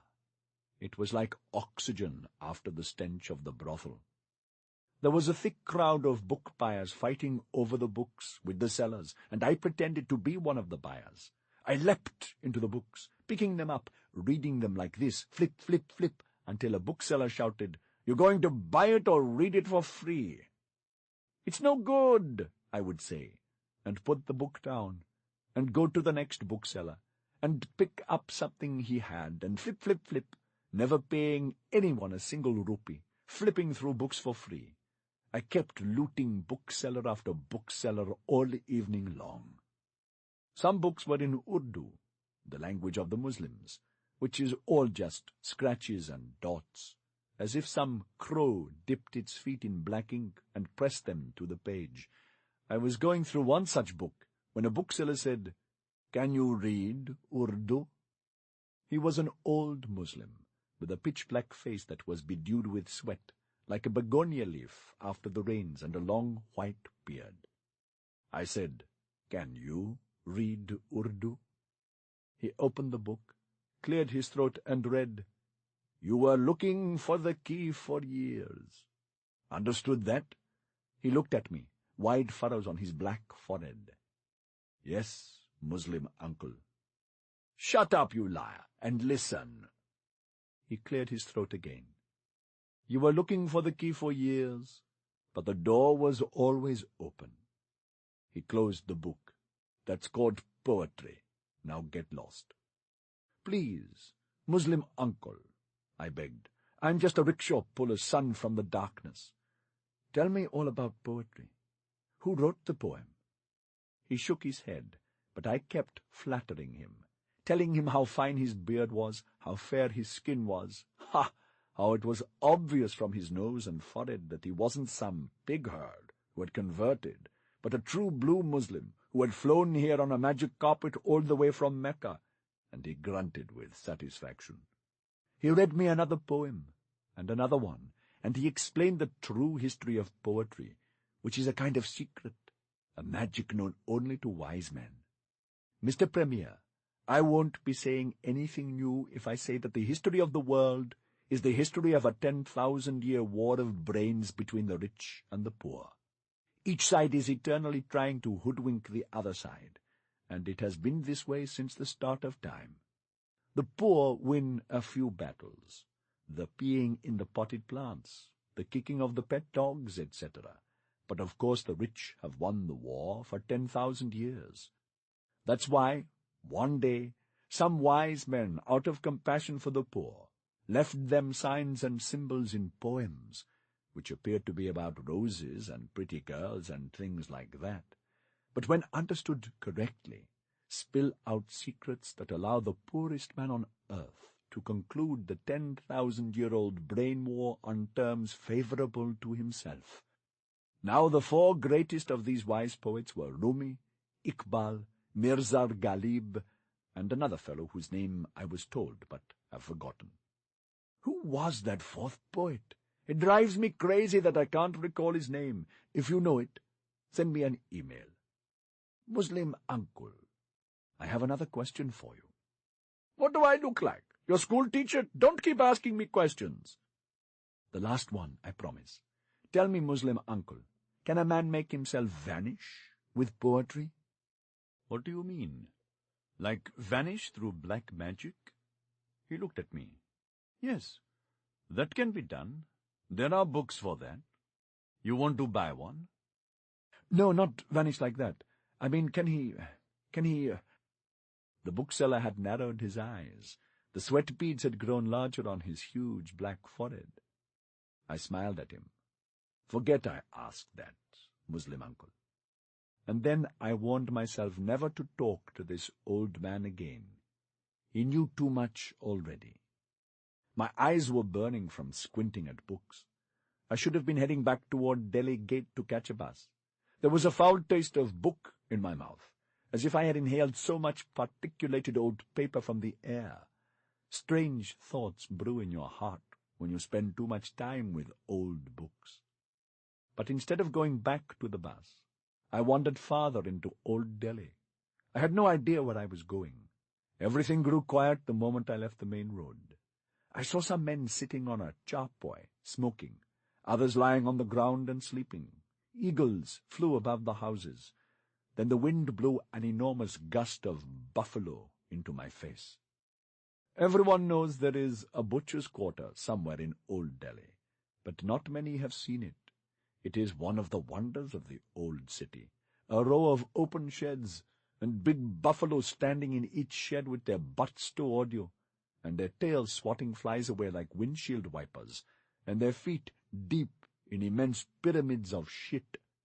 I stood there, inhaling the smell of their bodies. It had been so long since I had smelled buffalo. The horrible city air was driven out of my lungs. A rattling noise of wooden wheels. I saw a buffalo coming down the road, pulling a large cart behind it. There was no human sitting on this cart with a whip. The buffalo just knew on its own where to go, and it was coming down the road. I stood to the side, and as it passed me, I saw that this cart was full of the faces of dead buffaloes. Faces, I say, but I should say skulls, stripped even of the skin, except for the little black bit of skin at the tip of the nose, from which the nostril hairs still stuck out, like last defiant bits of the personality of the dead buffalo. The rest of the faces were gone. Even the eyes had been gouged out. And the living buffalo walked on, without a master, drawing its load of death to the place where it knew it had to go.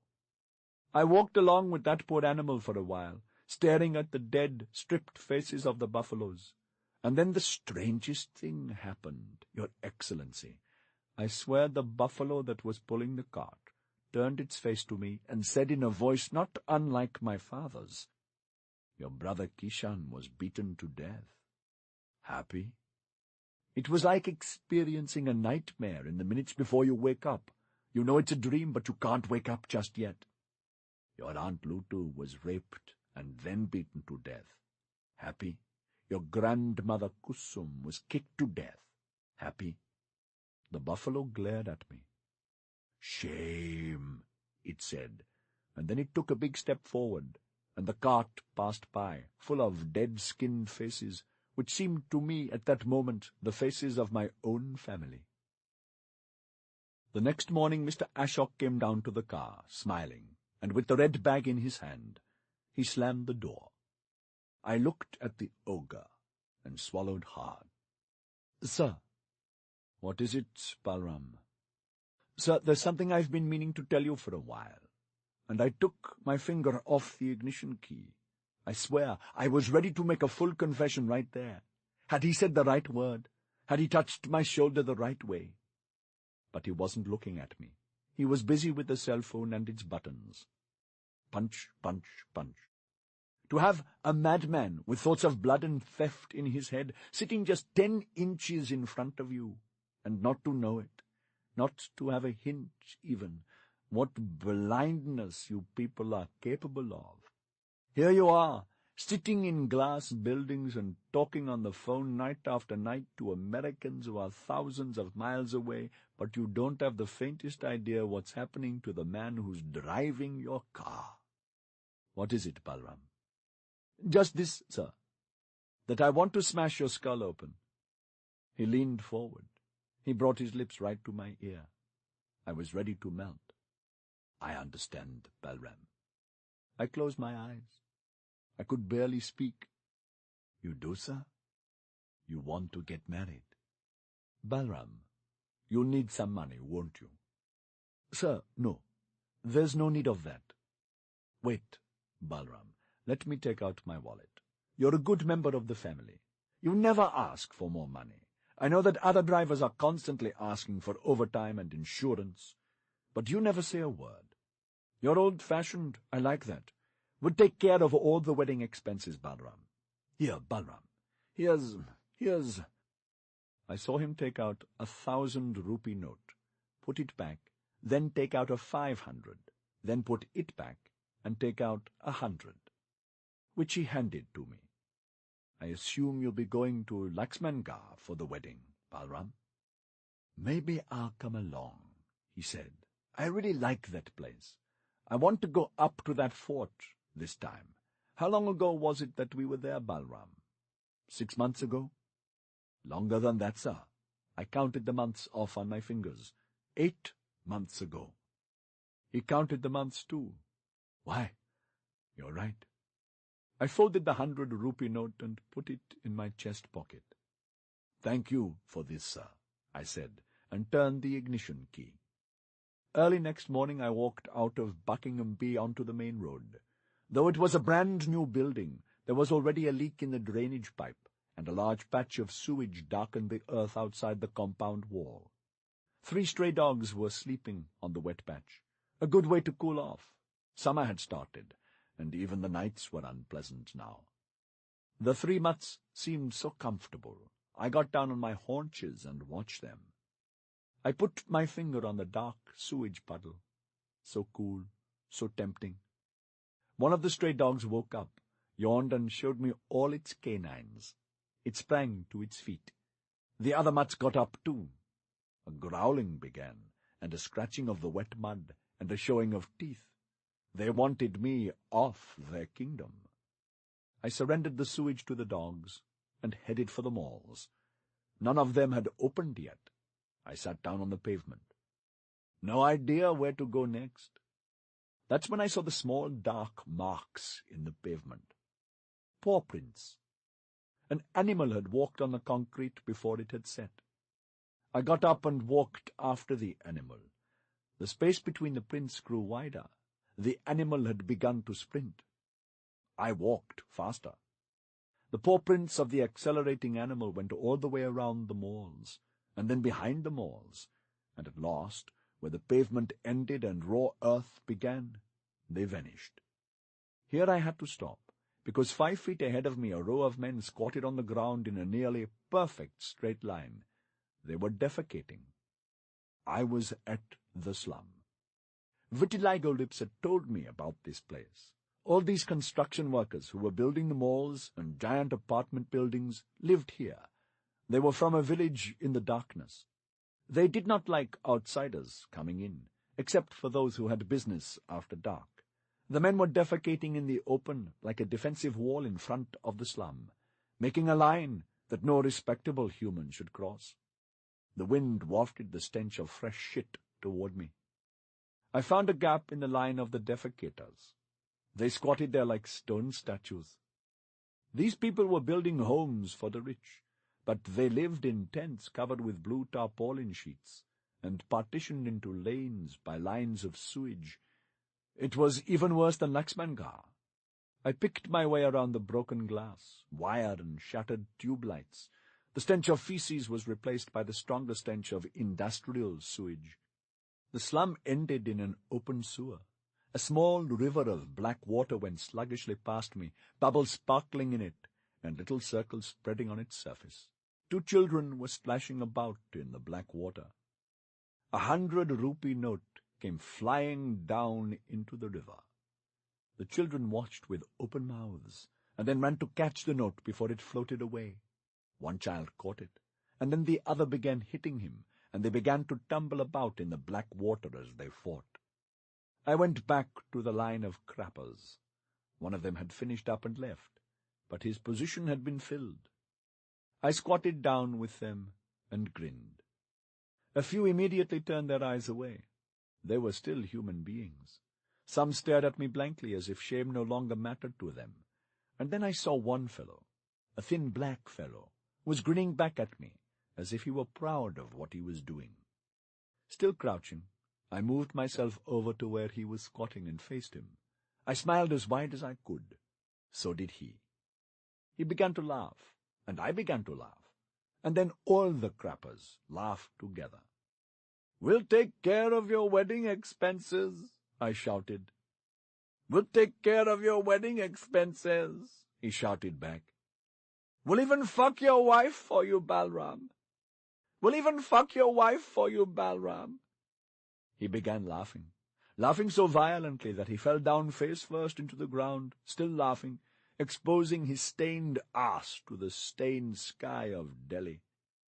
As I walked back, the malls had begun to open. I washed my face in the common toilet and wiped my hands clean of the slum. I walked into the parking lot, found an iron wrench, aimed a couple of practice blows, and then took it to my room. A boy was waiting for me near my bed, holding a letter between his teeth as he adjusted the buttons on his pants. He turned around when he heard me. The letter flew out of his mouth and to the ground. The wrench fell out of my hand at the same time. "They sent me here. I took the bus and train and asked people and came here."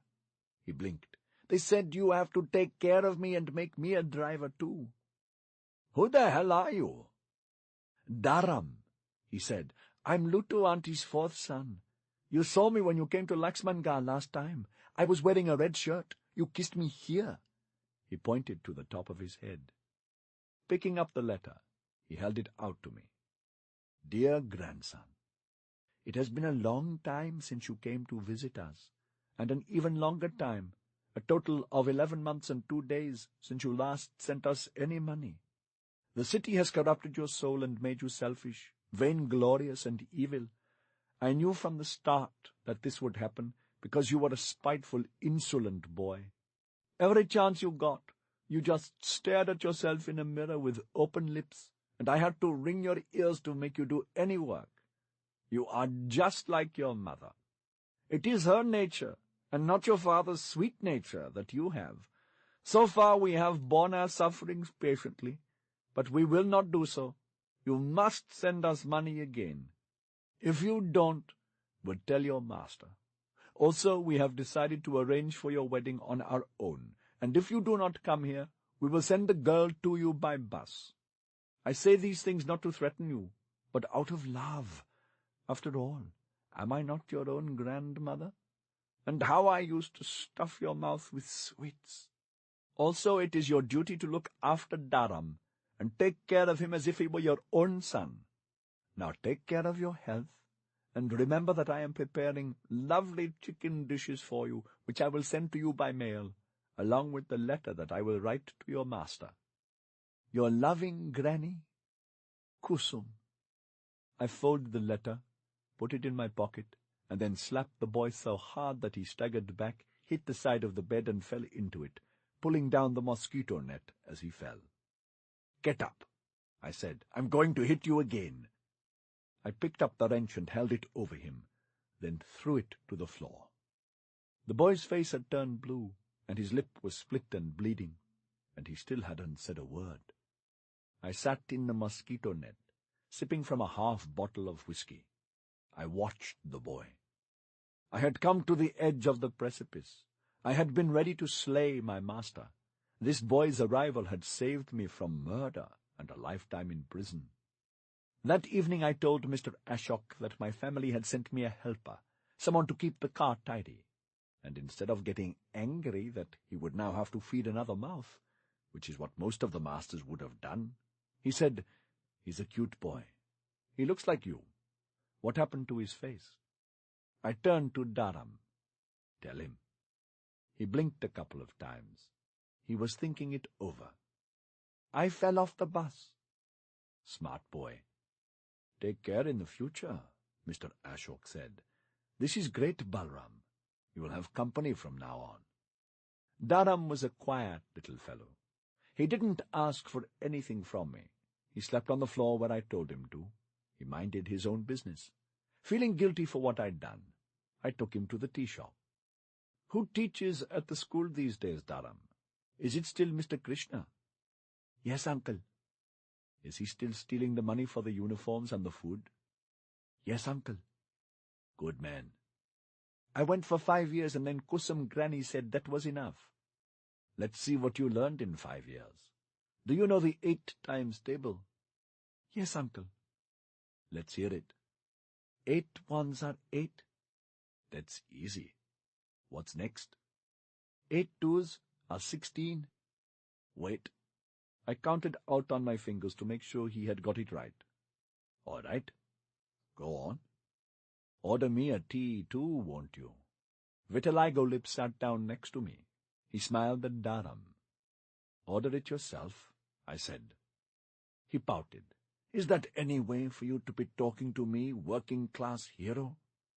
Dharam was watching us keenly, so I said, "This boy is from my village, from my family.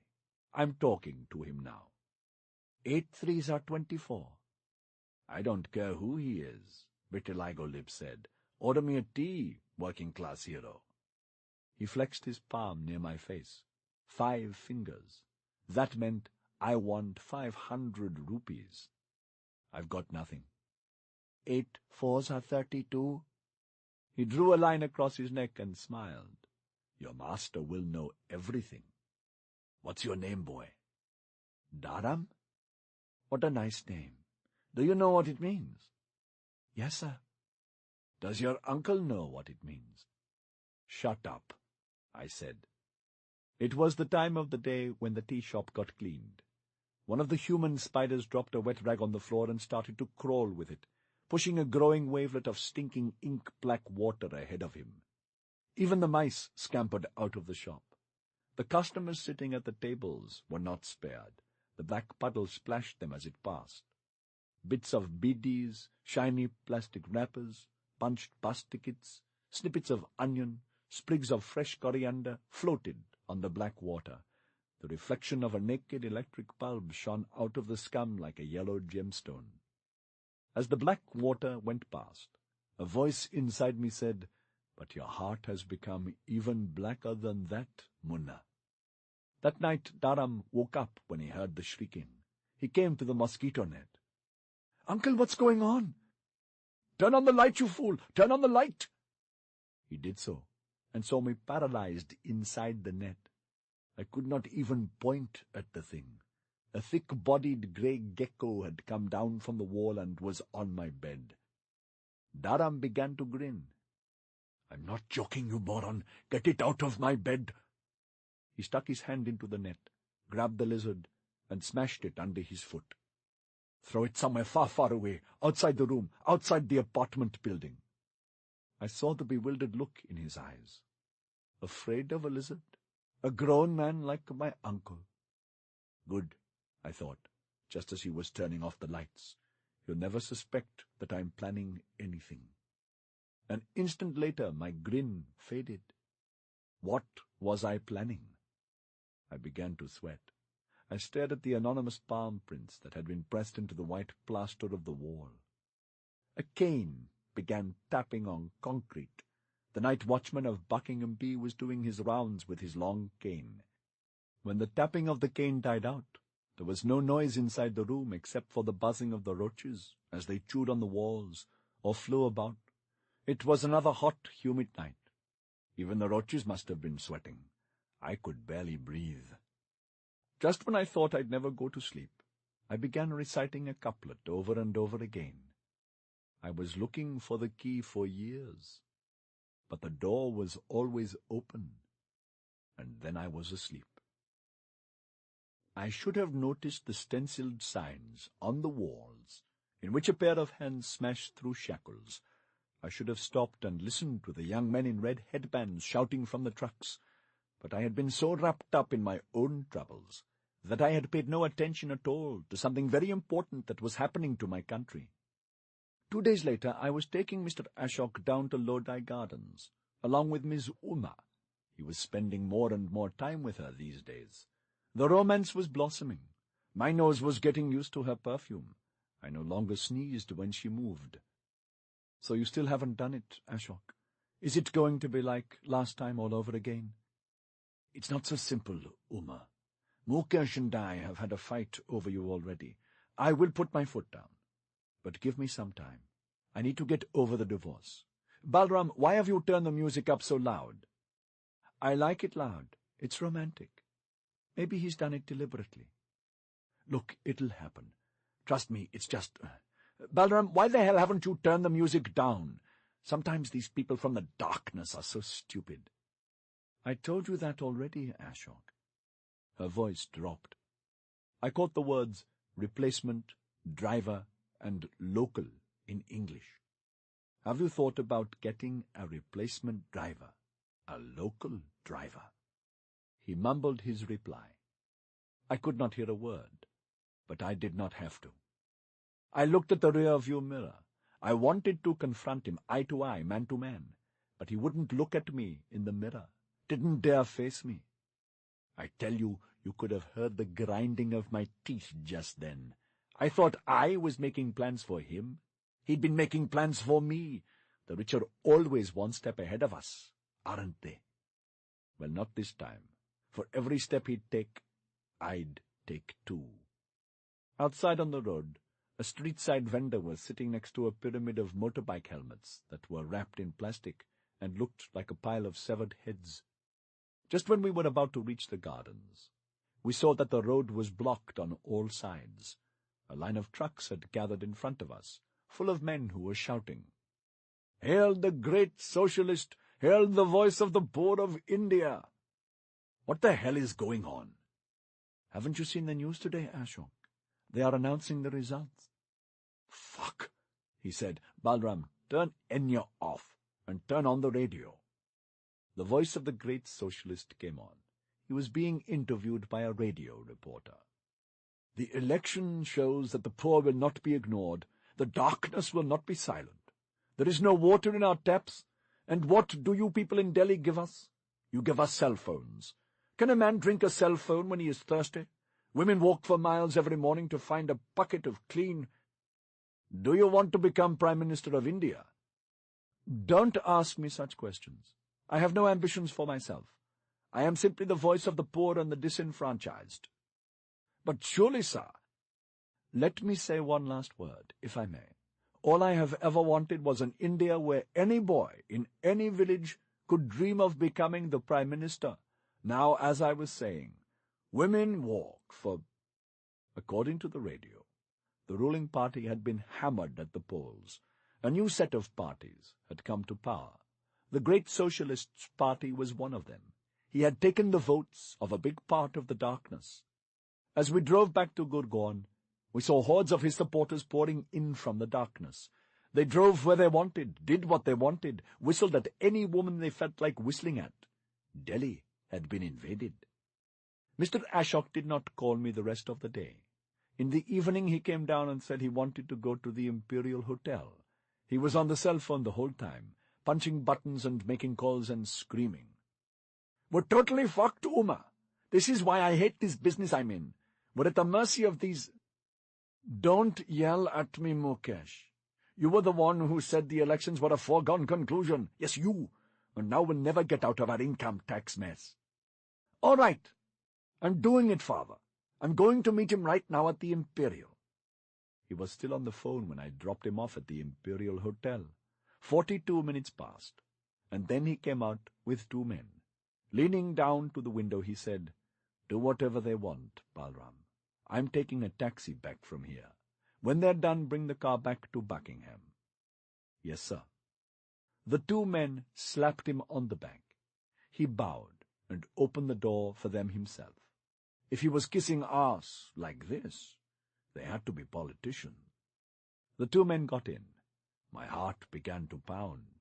The man on the right was my childhood hero, Vijay, the pig-herd son-turned-bus conductor-turned-politician from Laxmangarh. He had changed uniforms again. Now he was wearing the polished suit and tie of a modern Indian businessman. He ordered me to drive toward Ashoka Road. He turned to his companion and said, The sister fucker finally gave me his car. The other man grunted. He lowered the window and spat. He knows he has to show us some respect now, doesn't he? Vijay chortled. He raised his voice. Do you have anything to drink in the car, son? I turned around. Fat nuggets of gold were studded into his rotting black molars. Yes, sir. Let's see it. I opened the glove compartment and handed him the bottle. It's good stuff. Johnny Walker Black. Son, do you have glasses too? Yes, sir. Ice? No, sir. It's all right. Let's drink it neat. Son, pour us a drink. I did so, while keeping the Honda City going with my left hand. They took the glasses and drank the whiskey like it was lemon juice. If he doesn't have it ready, let me know. I'll send some boys over to have a word with him. No, don't worry. His father always paid up in the end. This kid has been to America and has his head full of shit, but he'll pay up too in the end. How much? 7. I was going to settle for 5, but the sister fucker himself offered 6. He's a bit soft in the head. And then I said 7, and he said okay. I told him if he didn't pay, we'd screw him and his father and his brother and the whole coal-pilfering and tax-evading racket they have. So he began to sweat, and I know he'll pay up. Are you sure? I'd love to send some boys over. I just love to see a rich man roughed up. It's better than an erection. There will be others. This one isn't worth the trouble. He said he'll bring it on Monday. We're going to do it at the Sheraton. There's a nice restaurant down in the basement. Quiet place. Good. He can buy us dinner as well. Goes without saying. They have lovely kebabs there. One of the 2 men gargled the scotch in his mouth, gulped it in, burped and sucked his teeth. You know what the best part of this election is? What? The way we've spread down south. We've got a foothold in Bangalore, too. And you know, that's where the future is. The South. Bullshit. Why not? 1 in every 3 new office buildings in India is being built in Bangalore. It is the future. Fuck all that. I don't believe a word. The South is full of Tamils. You know who the Tamils are? Negroes. We are the sons of the Aryans who came to India. We made them our slaves. And now they give us lectures. Negroes. Son. Vijay leaned forward with his glass. Another drink for me. I poured them out the rest of the bottle that night. At around 3 in the morning, I drove the city back to the apartment block in Gurgaon. My heart was beating so fast, I didn't want to leave the car at once. I wiped it down and washed it 3 times over. The bottle was lying on the floor of the car. Johnny Walker Black. Even an empty one is worth money on the black market. I picked it up and went toward the servants' dormitory. For a Johnny Walker Black, vitiligo lips wouldn't mind being woken up. I walked, rotating the bottle with my wrist, feeling its weight. Even empty, it wasn't so light. I noticed that my feet were slowing down, and the bottle was rotating faster and faster. I was looking for the key for years. The smashing of the bottle echoed through the hollow of the parking lot. The sound must have reached the lobby and ricocheted through all the floors of the building, even to the 13th floor. I waited for a few minutes, expecting someone to come running down. No one. I was safe. I held what was left of the bottle up to the light. Long and cruel and claw-like jags. Perfect. With my foot, I gathered the broken pieces of the bottle, which lay all around me, into a pile. I wiped the blood off my hand, found a broom and swept the area clean. Then I got down on my knees and looked around for any pieces I had failed to pick up. The parking lot echoed with the line of a poem that was being recited over and over. But the door was always open. Dharam was sleeping on the floor. Cockroaches were crawling about his head. I shook him awake and said, "Lie inside the mosquito net." He got in sleepily. I lay on the floor, braving the cockroaches. There was still some blood on my palm. 3 small red drops had formed on my flesh, like a row of ladybirds on a leaf. Sucking my palm like a boy, I went to sleep. Mr. Ashok did not want me to drive him anywhere on Sunday morning. I washed the dishes in the kitchen, wiped the fridge, and said, "I'd like to take the morning off, sir." "Why?" he asked, lowering the newspaper. "You've never asked for a whole morning off before. Where are you off to?" "And you have never before asked me where I was going when I left the house. What has Miss Uma done to you?" "I want to spend some time with the boy, sir, at the zoo. I thought he would like to see all those animals." He smiled. "You're a good family man, Balram. Go. Have fun with the boy." He went back to reading his newspaper, but I caught a gleam of cunning in his eye as he went over the English print of the newspaper. As we walked out of Buckingham Tower's B block, I told Dharam to wait for me, then went back and watched the entrance to the building. Half an hour passed, and then Mr. Ashok was down at the lobby. A small, dark man of the servant class had come to see him. Mr. Ashok and he talked for a while, and then the small man bowed and left. They looked like 2 men who had just concluded a deal. I went back to where Dharam was waiting. "Let's go." He and I took the bus to the old fort, which is where the National Zoo is. I kept my hand on Dharam's head the whole time. He must have thought it was out of affection, but it was only to stop my hand from trembling. It had been shaking all morning, like a lizard's tail that has fallen off. The first strike would be mine. Everything was in place now. Nothing could go wrong. But like I told you, I am not a brave man.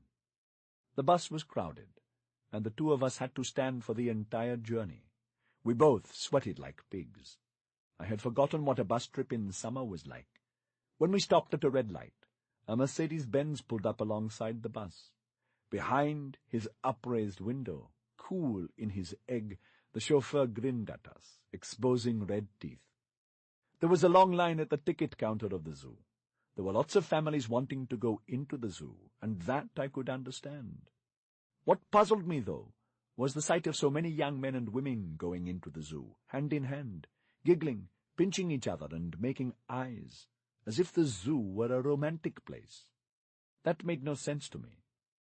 Now, Mr. Premier, every day thousands of foreigners fly into my country for enlightenment. They go to the Himalayas, or to Benares, or to Bodh Gaya. They get into weird poses of yoga, smoke hashish, shag a sadhu or two, and think they're getting enlightened. Ha! If it is enlightenment you have come to India for, you people, forget the ganja, forget the ashrams, go straight to the National Zoo in the heart of New Delhi. Dharam and I saw the golden-beaked storks sitting on palm trees in the middle of an artificial lake. They swooped down over the green water of the lake and showed us traces of pink on their wings. In the background you could see the broken walls of the old fort. Iqbal, the great poet, was so right. The moment you recognize what is beautiful in this world, you stop being a slave. To hell with the Naxals and their guns shipped from China. If you taught every poor boy how to paint, that would be the end of the rich in India. I made sure Dharam appreciated the gorgeous rise and fall of the fort's outline, the way its loopholes filled up with blue sky, the way the old stones glittered in the light. We walked for half an hour from cage to cage. The lion and the lioness were apart from each other and not talking, like a true city couple. The hippo was lying in a giant pond full of mud. Dharam wanted to do what others were doing, throw a stone at the hippo to stir it up, but I told him that would be a cruel thing. Hippos lie in mud and do nothing. That's their nature. Let animals live like animals, let humans live like humans. That's my whole philosophy in a sentence. I told Dharam it was time to leave, but he made faces and pleaded, 5 minutes, uncle. All right, 5 minutes. We came to an enclosure with tall bamboo bars, and there, seen in the interstices of the bars, as it paced back and forth in a straight line, was a tiger. Not any kind of tiger. The creature that gets born only once every generation in the jungle. I watched him walk behind the bamboo bars.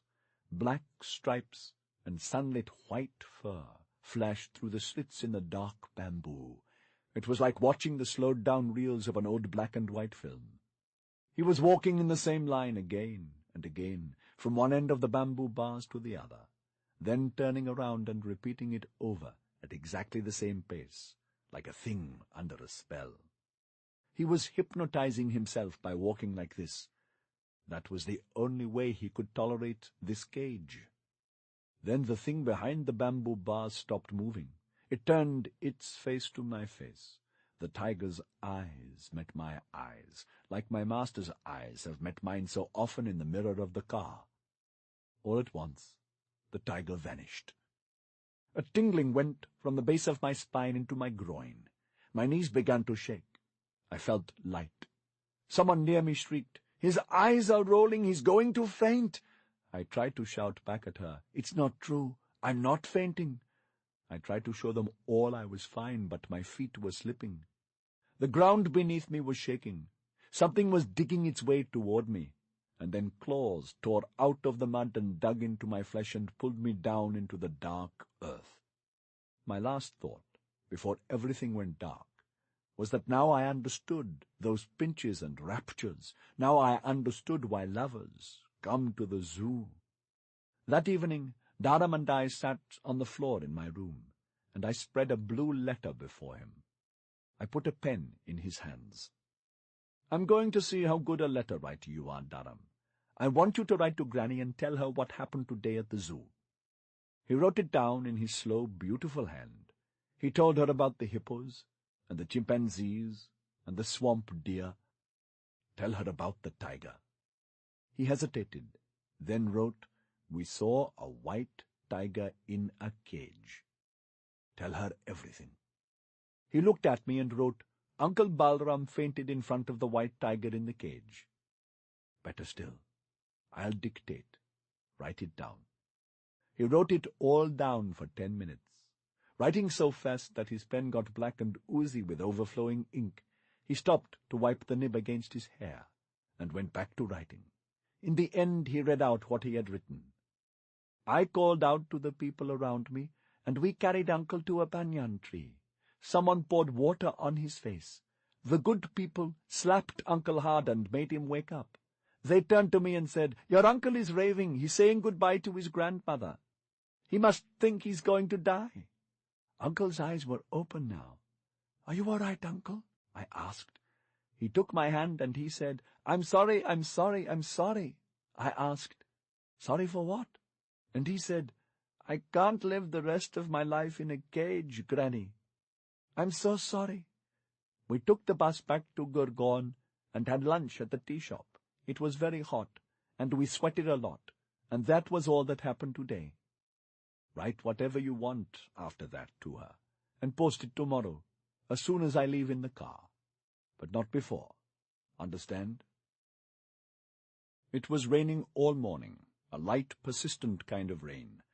I heard the rain, though I could not see it.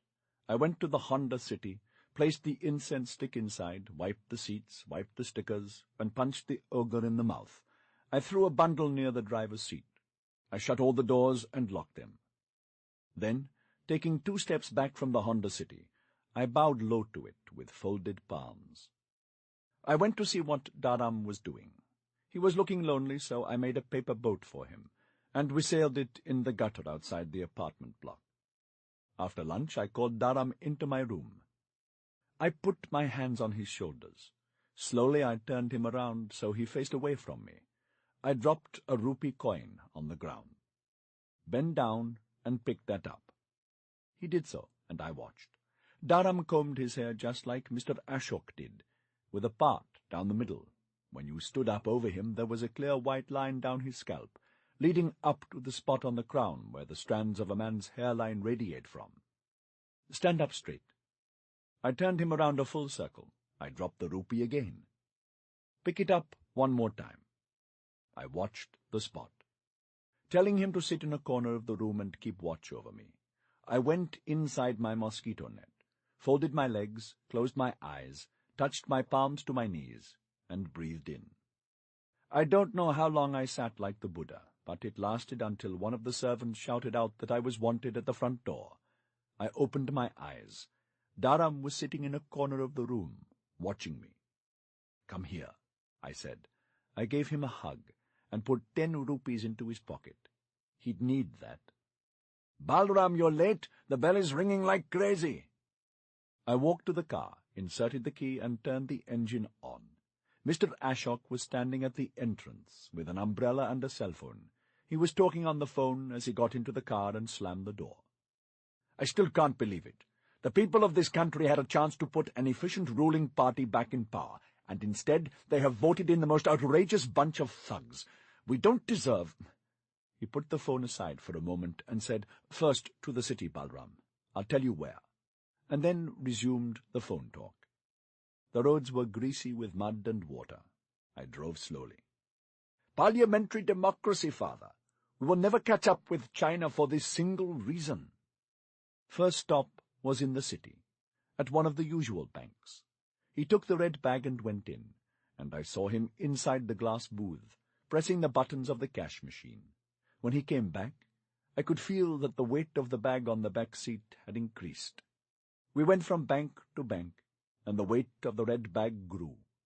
I felt its pressure increase on my lower back, as if I were taking Mr. Ashok and his bag not in a car, but the way my father would take a customer and his bag, in a rickshaw. 700,000 rupees. It was enough for a house, a motorbike, and a small shop, a new life. My 700,000 rupees. "Now to the Sheraton, Balram." "Yes, sir." I turned the key, started the car, changed gear. We moved. "Play some Sting, Balram, not too loud." "Yes, sir." I put the CD on. The voice of Sting came on. The car picked up speed. In a little while we passed the famous bronze statue of Gandhi leading his followers from darkness to the light. Now the road emptied. The rain was coming down lightly. If we kept going this way, we would come to the hotel, the grandest of all in the capital of my country, the place where visiting heads of state, like yourself, always stay. But Delhi is a city where civilization can appear and disappear within 5 minutes. On either side of us, right now, there was just wilderness and rubbish. In the rearview mirror, I saw him paying attention to nothing but his cell phone. A blue glow from the phone lit up his face. Without looking up, he asked me, "What's wrong, Balram? Why has the car stopped?" I touched the magnetic stickers of the goddess Kali for luck, then opened the glove compartment. There it was, the broken bottle with its claws of glass. "There's something off with the wheel, sir. Just give me a couple of minutes." Before I could even touch it, I swear, the door of the car opened. I was out in the drizzle. There was soggy black mud everywhere. Picking my way over mud and rainwater, I squatted near the left rear wheel, which was hidden from the road by the body of the car. There was a large clump of bushes to one side, and a stretch of wasteland beyond. "You've never seen the road this empty. You'd swear it's been arranged just for you." The only light inside the car was the blue glow from his cell phone. I rapped against his glass with a finger. He turned to me without lowering the window. I mouthed out the words, "There's a problem, sir." He did not lower the window. He did not step out. He was playing with his cell phone, punching the buttons and grinning. He must be sending a message to Ms. Uma. Pressed to the wet glass, my lips made a grin. He released the phone. I made a fist and thumped on his glass. He lowered the window with a look of displeasure. Sting's soft voice came through the window. "What is it, Balram?" "Sir, will you step out? There is a problem." "What problem?" His body just wouldn't budge. It knew, the body knew, though the mind was too stupid to figure it out. "The wheel, sir. I'll need your help. It's stuck in the mud." Just then the headlights flashed on me. A car was coming down the road. My heart skipped a beat, but it just drove right past us, splashing muddy water at my feet. He put a hand on the door and was about to step out, but some instinct of self-preservation still held him back. "It's raining, Balram. Do you think we should call for help?" He wriggled and moved away from the door. "Oh, no, sir. Trust me. Come out." He was still wriggling. His body was moving as far from me as it could. I'm losing him, I thought, and this forced me to do something I knew I would hate myself for, even years later. I really didn't want to do this. I really didn't want him to think, even in the 2 or 3 minutes he had left to live, that I was that kind of driver, the one that resorts to blackmailing his master. But he had left me no option. "It's been giving problems ever since that night we went to the hotel in Jangpura." He looked up from the cell phone at once. "The one with the big T sign on it. You remember it, don't you, sir? Ever since that night, sir, nothing has been the same with this car." His lips parted, then closed. He's thinking, blackmail? Or an innocent reference to the past? Don't give him time to settle. "Come out of the car, sir. Trust me." Putting the cell phone on the seat, he obeyed me. The blue light of the cell phone filled the inside of the dark car for a second, then went out. He opened the door farthest from me and got out near the road. I got down on my knees and hid behind the car. "Come over this side, sir. The bad tire is on this side." He came, picking his way through the mud. "It's this one, sir, and be careful. There's a broken bottle lying on the ground." There was so much garbage by the roadside that it lay there looking perfectly natural. "Here, let me throw it away. This is the tire, sir. Please take a look." He got down on his knees. I rose up over him, holding the bottle held behind my back with a bent arm.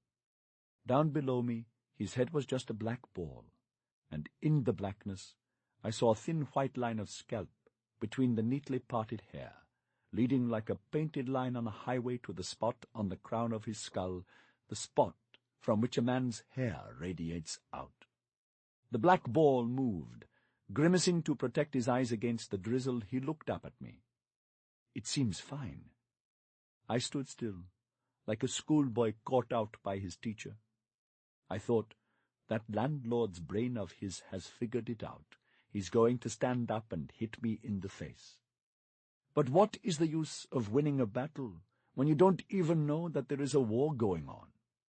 "Well, you know more about this car than I do, Balram. Let me take another look." And he peered again at the tire. The black highway appeared before me once more, with the white paint marks leading to the crown spot. "There is a problem, sir. You should have got a replacement a long time ago." "All right, Balram." He touched the tire, "but I really think we—" I rammed the bottle down.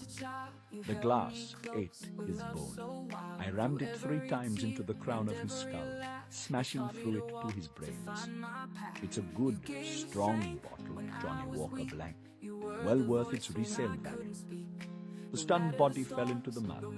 A hissing sound came out of its lips, like wind escaping from a tire. I fell to the ground. My hand was trembling. The bottle slipped out, and I had to pick it up with my left hand. The thing with the hissing lips got up onto its hands and knees. It began crawling around in a circle, as if looking for someone who was meant to protect it. Why didn't I gag him and leave him in the bushes, stunned and unconscious, where he wouldn't be able to do a thing for hours while I escaped? Good question. And I've thought about it many a night, as I sit at my desk, looking at the chandelier. The first possible reply is that he could always recover, break out of his gag, and call the police. So I had to kill him. The second possible reply is that his family was going to do such terrible things to my family. I was just getting my revenge in advance. I like the second reply better. Putting my foot on the back of the crawling thing, I flattened it to the ground. Down on my knees I went, to be at the right height for what would come next. I turned the body around so it would face me. I stamped my knee on its chest. I undid the collar button and rubbed my hand over its clavicles to mark out the spot. When I was a boy in Laxmangar, and I used to play with my father's body, the junction of the neck and the chest, the place where all the tendons and veins stick out in high relief, was my favorite spot. When I touched this spot, the pit of my father's neck, I controlled him. I could make him stop breathing with the pressure of a finger. The stork's son opened his eyes, just as I pierced his neck, and his lifeblood spurted into my eyes. I was blind. I was a free man. When I got the blood out of my eyes, it was all over for Mr. Ashok. The blood was draining from the neck quite fast. I believe that is the way the Muslims kill their chickens. But then tuberculosis is a worse way to go than this, I assure you. After dragging the body into the bushes, I plunged my hands and face into the rainwater and muck.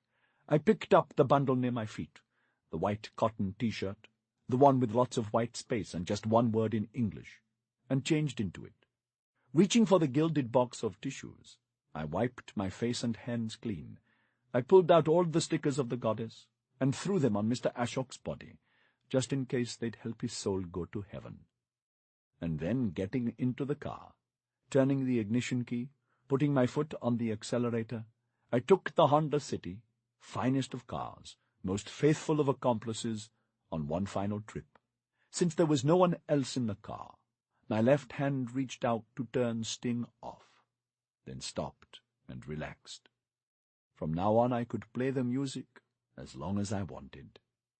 In the railway station, 33 minutes later, the colored wheels in the fortune machines were coruscating. I stood in front of them, staring at the glowing and the whirling, and wondering, should I go back to get Dharam? If I left him there now, the police would certainly arrest him as an accomplice. They would throw him into jail with a bunch of wild men. And you know what happens to little boys when they get put into dens like that, sir. On the other hand, if I went back now all the way to Gurgaon, someone might discover the body, and then all this, I tightened my grip on the bag, would have been a waste. I squatted on the floor of the station, pressed down by indecision. There was a squealing noise to my left. A plastic bucket was tumbling about, as if it were alive. Then a grinning black face popped out of the bucket. A little creature, a baby boy, a homeless man and woman covered in filth, sat on either side of the bucket, gazing blankly into the distance. Between his fatigued parents, this little thing was having the time of his life, playing with the water and splashing it on passers-by. "Don't do it, little boy," I said. He splashed more water, squealing with pleasure each time he hit me. I raised my hand. He ducked into his bucket and kept thrashing from the inside. I reached into my pockets, searched for a rupee coin, checked to make sure it wasn't a 2-rupee coin, and rolled it toward the bucket. Then I sighed and got up, and cursed myself, and walked out of the station. Your lucky day, Dharam. The 7th night. Can you hear that, Mr. Jabao? I'll turn it up for you. The health minister today announced a plan to eliminate malaria in Bangalore by the end of the year. He has instructed all city officials to work without holiday until malaria is a thing of the past. 45 million rupees will be allocated to malaria eradication. In other news, the chief minister of the state today announced a plan to eliminate malnutrition in Bangalore in 6 months. He declared that there would be not one hungry child in the city by the end of the year. All officials are to work single-mindedly toward this goal, he declared. 500 million rupees will be allocated for malnutrition eradication. In other news, the finance minister declared that this year's budget will include special incentives to turn our villages into high-technology paradises. This is the kind of news they feed us on All India Radio night after night. And tomorrow at dawn, it'll be in the papers too. People just swallow this crap, night after night, morning after morning. Amazing, isn't it? But enough of the radio. It's turned off. Now let me look into my chandelier for inspiration. When? Old friend, tonight we bring this glorious tale to a conclusion, as I was doing my yoga this morning. That's right, I wake up at 11 in the morning every day and go straight into an hour of yoga. I began reflecting on the progress of my story, and realized that I'm almost done. All that remains to be told is how I changed from a hunted criminal into a solid pillar of Bangalorean society. Incidentally, sir, while we're on the topic of yoga, may I just say that an hour of deep breathing, yoga and meditation in the morning constitutes the perfect start to the entrepreneur's day. How I would handle the stresses of this fucking business without yoga, I have no idea. Make yoga a must in all Chinese schools. That's my suggestion.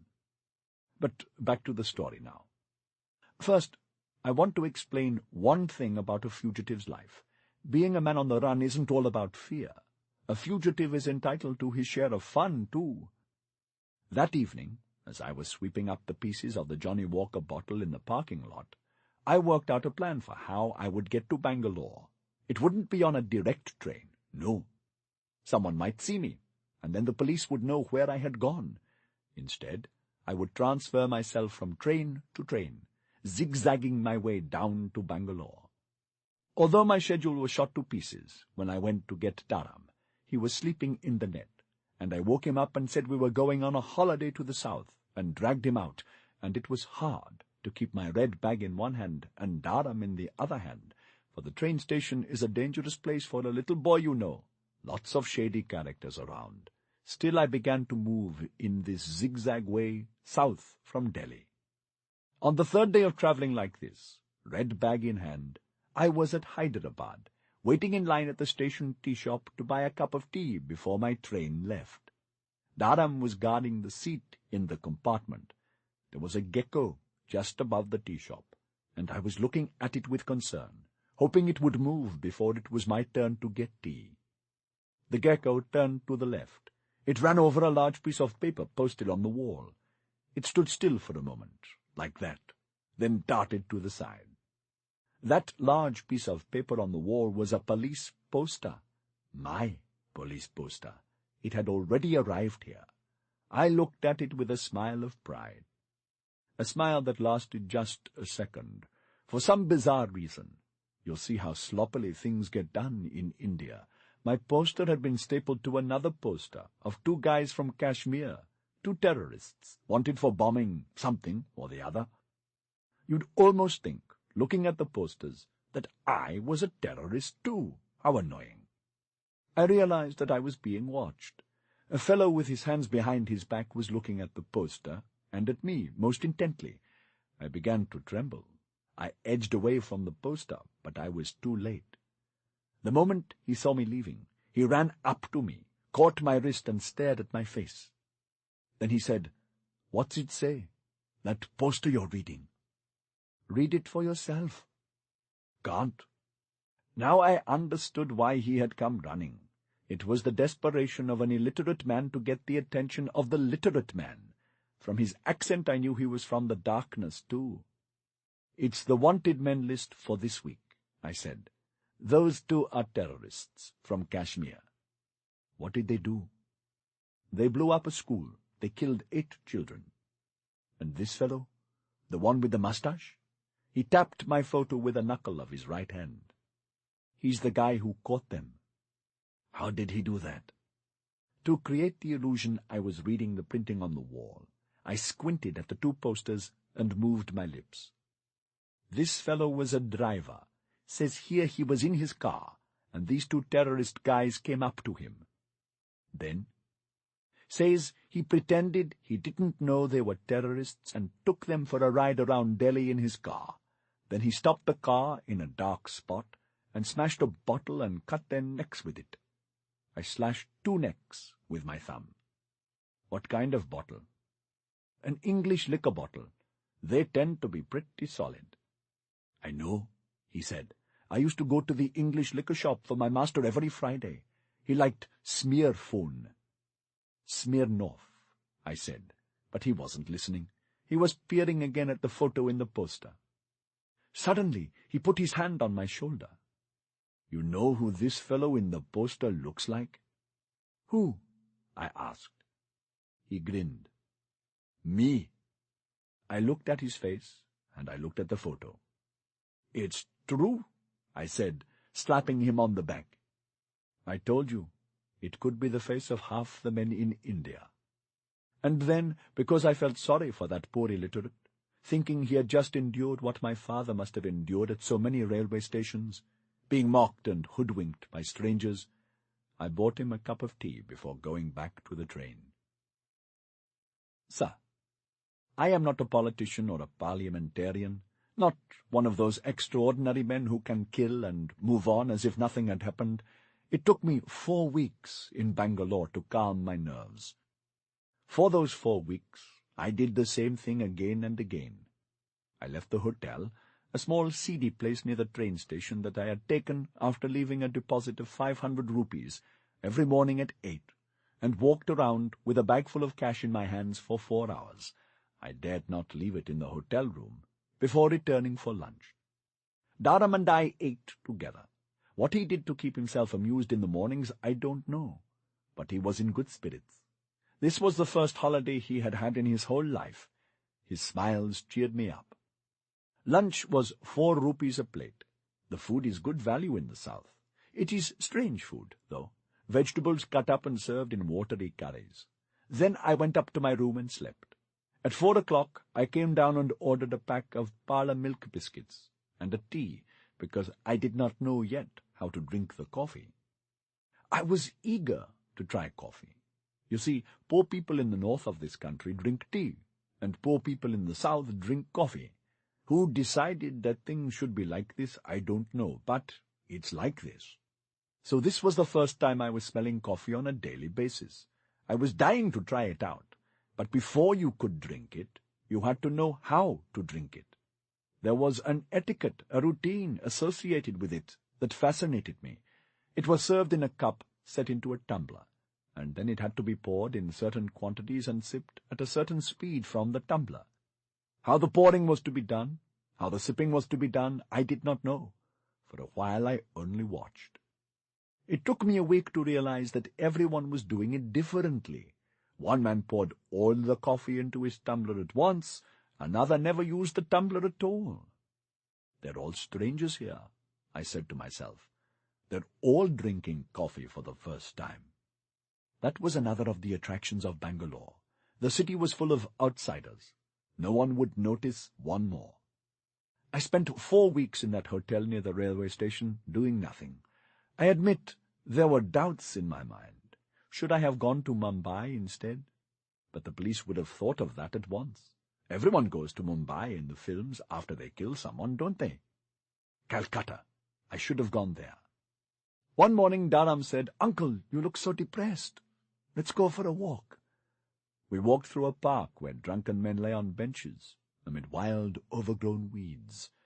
We came out onto a broad road. On the other side of the road stood a huge stone building with a golden lion on top of it. "What is that building, Uncle?" "I don't know, Dharam. It must be where the ministers live in Bangalore." On the gable of the building I saw a slogan, "Government work is God's work." "You're smiling, Uncle." "You're right, Dharam. I am smiling. I think we'll have a good time in Bangalore," I said, and I winked at him. I moved out of the hotel and took a flat on rent. Now I had to make a living in Bangalore. I had to find out how I could fit into this city. I tried to hear Bangalore's voice just as I had heard Delhi's. I went down MG Road and sat down at the Cafe Coffee Day, the one with the outdoor tables. I had a pen and a piece of paper with me, and I wrote down everything I overheard. I completed that computer program in 2.5 minutes. An American today offered me $400,000 for my startup, and I told him that's not enough. Is Hewlett-Packard a better company than IBM?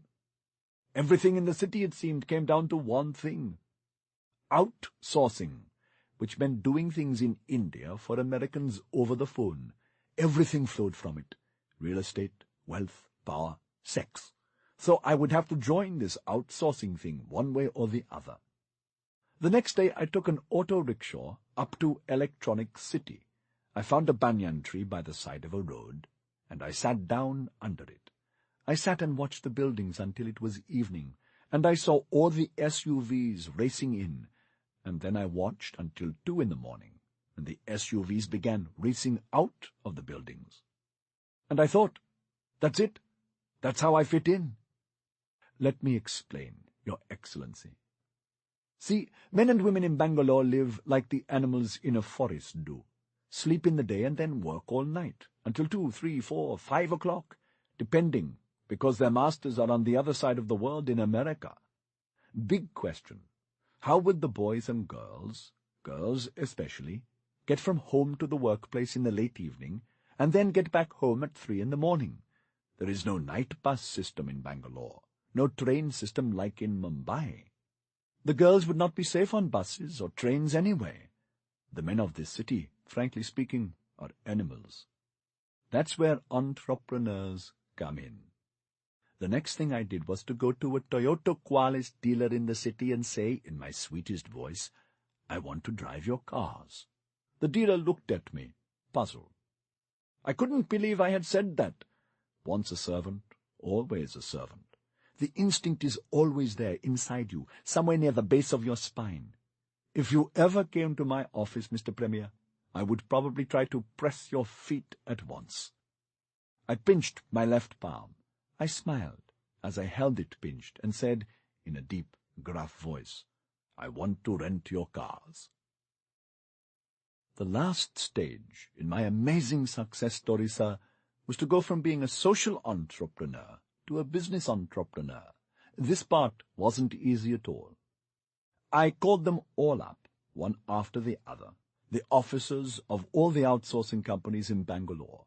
Did they need a taxi service to pick up their employees in the evening? Did they need a taxi service to drop off their employees late at night?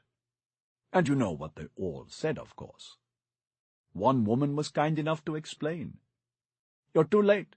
Every business in Bangalore already has a taxi service to pick up and drop off their employees at night. I'm sorry to tell you this." It was just like starting out in Dhanbad. I got depressed. I lay in bed a whole day. What would Mr. Ashok do? I wondered. Then it hit me. I wasn't alone.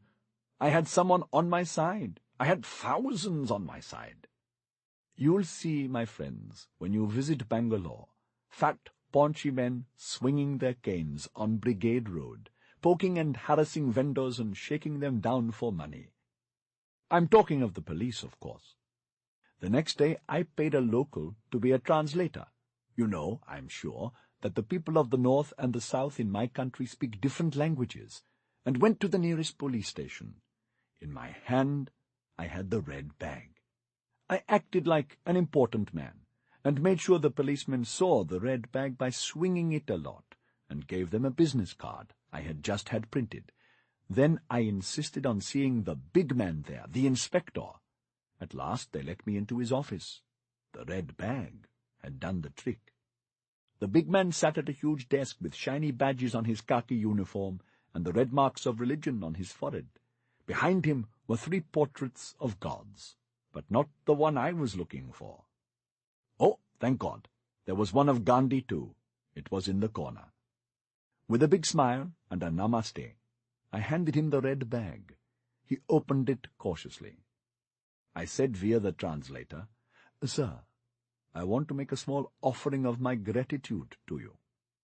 It's amazing. The moment you show cash, everyone knows your language. Gratitude for what?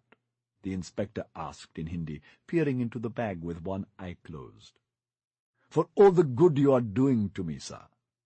He counted the money, 10,000 rupees, heard what I wanted, and asked for double. I gave him a bit more and was happy. I tell you, Mr. Premier, my poster was right there, the one that I had seen earlier, the whole time I was negotiating with him, the wanted poster, with the dirty little photo of me.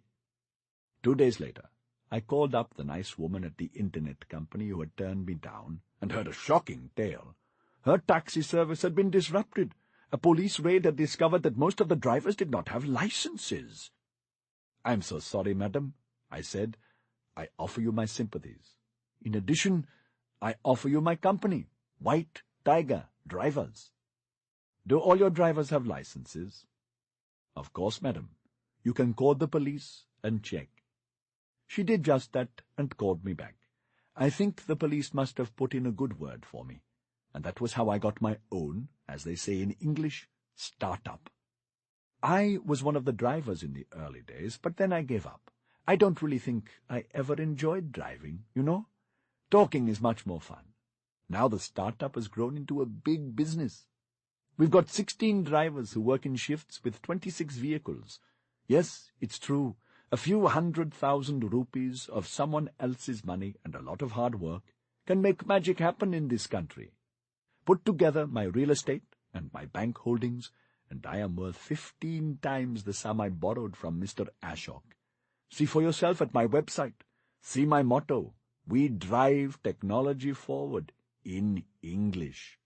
See the photos of my fleet, 26 shining new Toyota Qualises, all fully air-conditioned for the summer months, all contracted out to famous technology companies.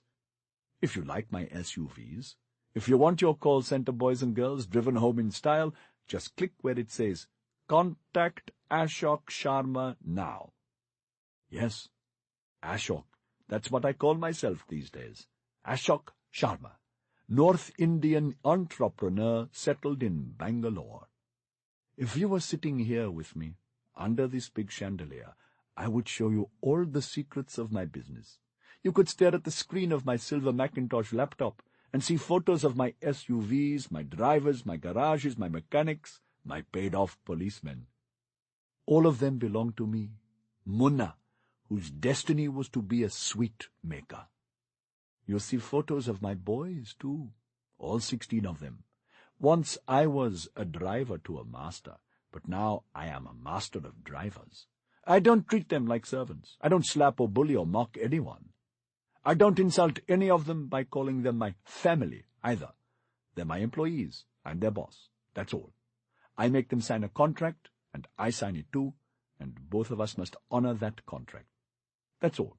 If they notice the way I talk, the way I dress, the way I keep things clean, they'll go up in life. If they don't, they'll be drivers all their lives. I leave the choice up to them. When the work is done, I kick them out of the office. No chit-chat, no cups of coffee. A white tiger keeps no friends. It's too dangerous. Now, despite my amazing success story, I don't want to lose contact with the places where I got my real education in life. The road and the pavement. I walk about Bangalore in the evenings or in the early mornings just to listen to the road. One evening, when I was near the train station, I saw a dozen or so manual labourers gathered together in front of a wall and talking in low tones. They were speaking in a strange language. They were the locals of the place. I didn't have to understand their words to know what they were saying. In a city where so many had streamed in from outside, they were the ones left behind. They were reading something on that wall.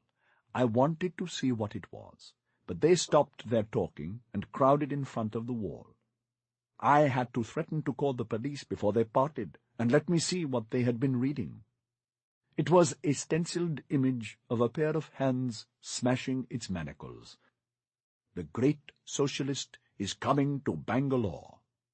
In a couple of weeks he arrived. He had a big rally here and gave a terrific speech, all about fire and blood and purging this country of the rich because there was going to be no fresh water for the poor in 10 years because the world was getting hotter. I stood at the back and listened. At the end, people clapped like crazy. There is a lot of anger in this town, that's for sure. Keep your ears open in Bangalore, in any city or town in India, and you will hear stirrings, rumors, threats of insurrection. Men sit under lampposts at night and read. Men huddle together and discuss and point fingers to the heavens. One night, will they all join together? Will they destroy the rooster coop? Ha! Maybe once in 100 years there is a revolution that frees the poor. I read this in one of those old textbook pages people in tea stalls used to wrap greasy samosas with. See, only 4 men in history have led successful revolutions to free the slaves and kill their masters, this page said. Alexander the Great, Abraham Lincoln of America, Mao of your country, and a 4th man.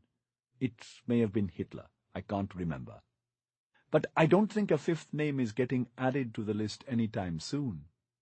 An Indian revolution? No, sir, it won't happen. People in this country are still waiting for the war of their freedom to come from somewhere else, from the jungles, from the mountains, from China, from Pakistan. That will never happen. Every man must make his own Benares.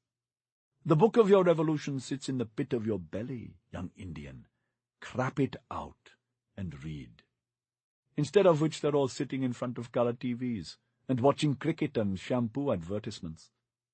On the topic of shampoo advertisements, Mr. Premier, I must say that golden-colored hair sickens me now. I don't think it's healthy for a woman to have that color of hair. I don't trust the TV or the big outdoor posters of white women that you see all over Bangalore. I go from my own experience now, from the time I spend in 5-star hotels. That's right, Mr. Jabba. I don't go to red light districts anymore. It's not right to buy and sell women who live in bird cages and get treated like animals. I only buy girls I find in 5-star hotels. Based on my experience, Indian girls are the best. Well, second best. I tell you, Mr. Jabba, it's one of the most thrilling sights you can have as a man in Bangalore to see the eyes of a pair of Nepali girls flashing out at you from the dark hood of an auto rickshaw. In fact, the sight of these golden-haired foreigners, and you'll discover that Bangalore is full of them these days, has only convinced me that the white people are on the way out. All of them look so emaciated, so puny. You'll never see one of them with a decent belly. For this I blame the President of America. He has made buggery perfectly legal in his country, and men are marrying other men instead of women. This was on the radio. This is leading to the decline of the white man. Then white people use cell phones too much, and that is destroying their brains. It's a known fact. Cell phones cause cancer in the brain and shrink your masculinity. The Japanese invented them to diminish the white man's brain and balls at the same time. I overheard this at the bus stand one night. Until then I had been very proud of my Nokia, showing it to all the call center girls I was hoping to dip my beak into. But I threw it away at once. Every call that you make to me, you have to make it on a landline. It hurts my business, but my brain is too important, sir. It's all that a thinking man has in this world. White men will be finished within my lifetime. There are blacks and reds too, but I have no idea what they're up to. The radio never talks about them. My humble prediction, in 20 years' time, it will be just us yellow men and brown men at the top of the pyramid, and we'll rule the whole world. And God save everyone else.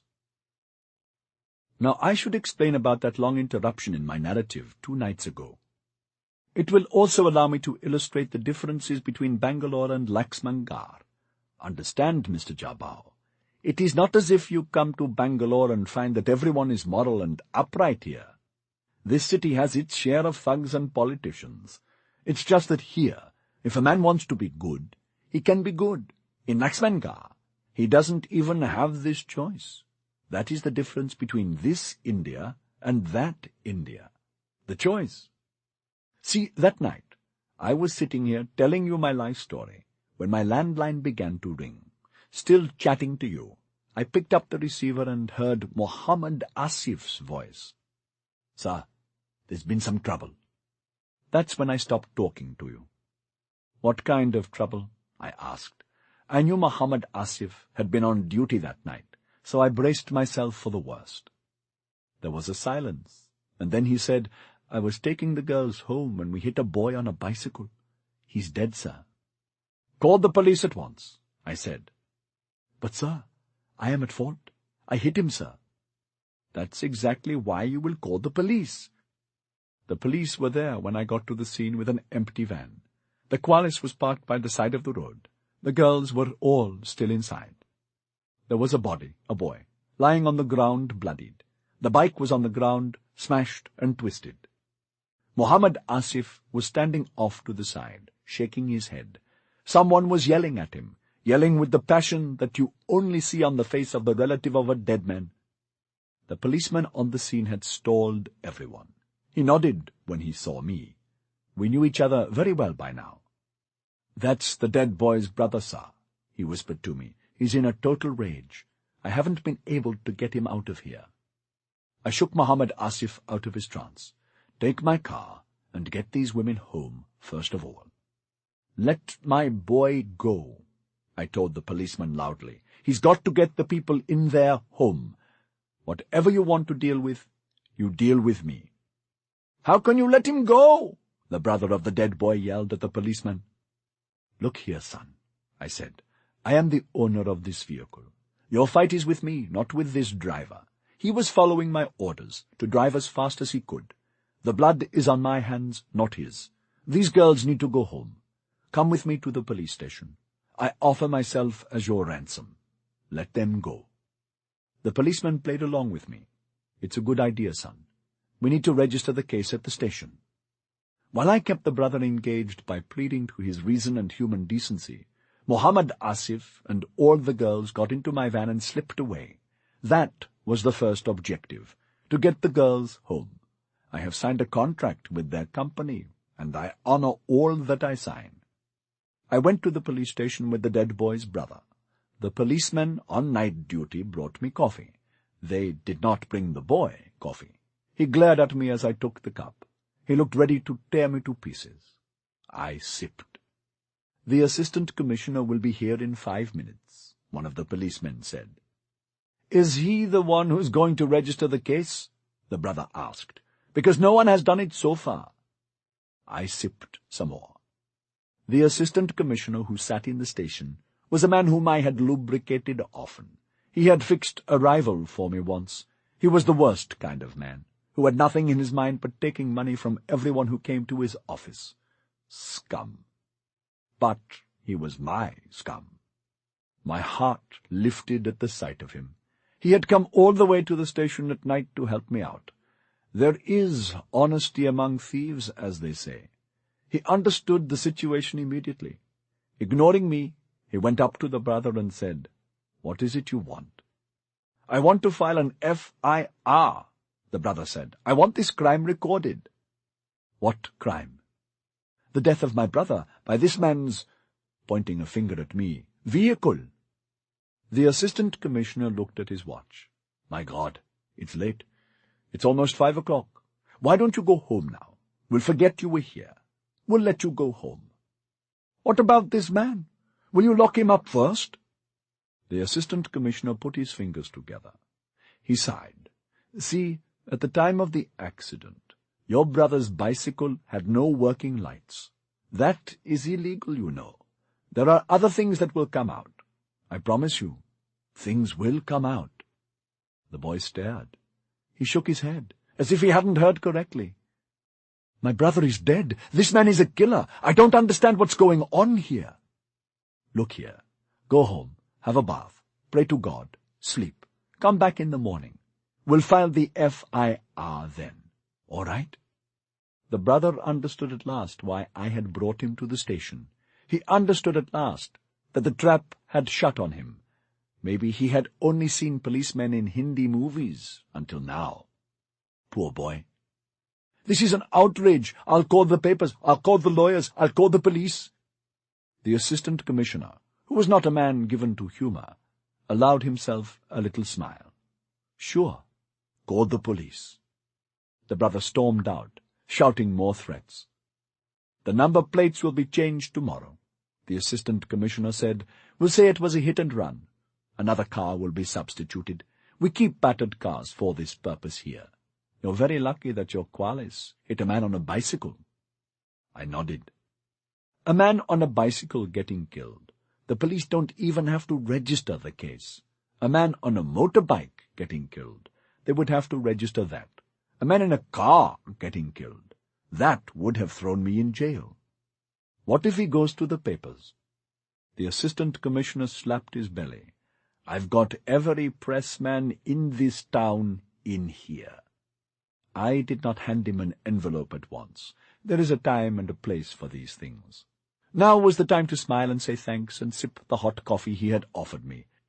Now was the time to chat with him about his sons. They're both studying in America. He wants them to come back and start an internet company in Bangalore, and nod and smile and show him my clean, shining, fluoridated teeth. We sipped cup after cup of steaming coffee under a calendar that had the face of the goddess Lakshmi on it. She was showering gold coins from a pot into the river of prosperity. Above her was a framed portrait of the god of gods, a grinning Mahatma Gandhi. A week from now I'll go to see him again with an envelope, and then he won't be so nice. He'll count the money in front of me and say, "This is all. Do you know how much it costs to keep 2 sons studying in a foreign college? You should see the American Express bills they send me every month." And he'll ask for another envelope, then another, and so on. There is no end to things in India, Mr. Jabao, as Mr. Ashok so correctly used to say. You'll have to keep paying and paying the fuckers. But I complain about the police the way the rich complain, not the way the poor complain. The difference is everything. The next day, sir, I called Mohammed Asif to the office. He was burning with shame over what he had done. I didn't need to reproach him. And it was not his fault. Not mine either. Our outsourcing companies are so cheap that they force their taxi operators to promise them an impossible number of runs every night. To meet such schedules, we have to drive recklessly. We have to keep hitting and hurting people on the roads. It's a problem every taxi operator in this city faces. Don't blame me. "Don't worry about it, Asif," I said. The boy looked so devastated. "I've come to respect Muslims, sir. They're not the brightest lot, except for those 4 poet fellows, but they make good drivers, and they're honest people by and large, although a few of them seem to get this urge to blow trains up every year. I wasn't going to fire Asif over this. But I did ask him to find out the address of the boy, the one we had killed. He stared at me. "Why go, sir? We don't have to fear anything from the parents. please don't do this." I made him find the address, and I made him give it to me. I took cash out of my locker, in crisp new 100-rupee notes. I put them in a brown envelope. I got into a car and drove myself to the place. The mother was the one who opened the door. She asked me what I wanted, and I said, "I am the owner of the taxi company." I didn't have to tell her which one. She brought me a cup of coffee in a cup, set in a metal tumbler. They have exquisite manners, these South Indians. I poured the coffee into the tumbler and sipped the correct way. There was a photo of a young man, with a large jasmine garland around it, up on the wall. I said nothing until I finished the coffee. Then I put the brown envelope on the table. An old man had come into the room now, and he stood staring at me. "First of all, I want to express my deep sorrow at the death of your son. Having lost relatives myself, so many of them, I know the pain that you have suffered. He should not have died. Second, the fault is mine, not the driver's. The police have let me off.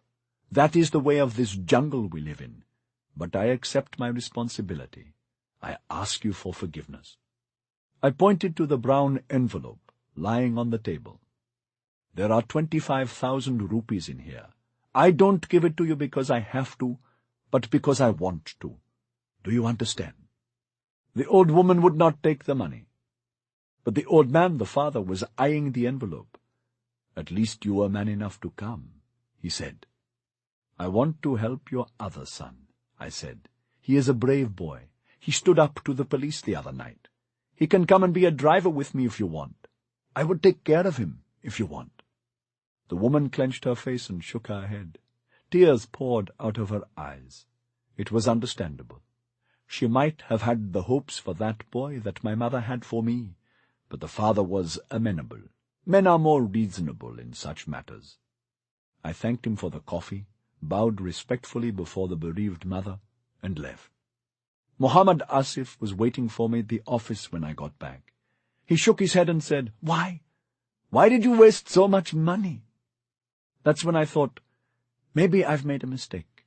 Maybe Asif will tell the other drivers I was frightened of the old woman, and they will think they can cheat me. It makes me nervous. I don't like showing weakness in front of my employees. I know what that leads to. But I had to do something different. Don't you see? I can't live the way the wild boar and the buffalo and the raven lived, and probably still live, back in Laxmangar. I am in the light now. Now, what happens in your typical murder weekly story, or Hindi film for that matter? A poor man kills a rich man. Good. Then he takes the money. Good. But then he gets dreams in which the dead man pursues him with bloody fingers saying, "Murderer! Murderer!" Doesn't happen like that in real life. Trust me, it's one of the reasons I've stopped going to Hindi films. There was just that one night when Granny came chasing me on a water buffalo, but it never happened again. The real nightmare you get is the other kind.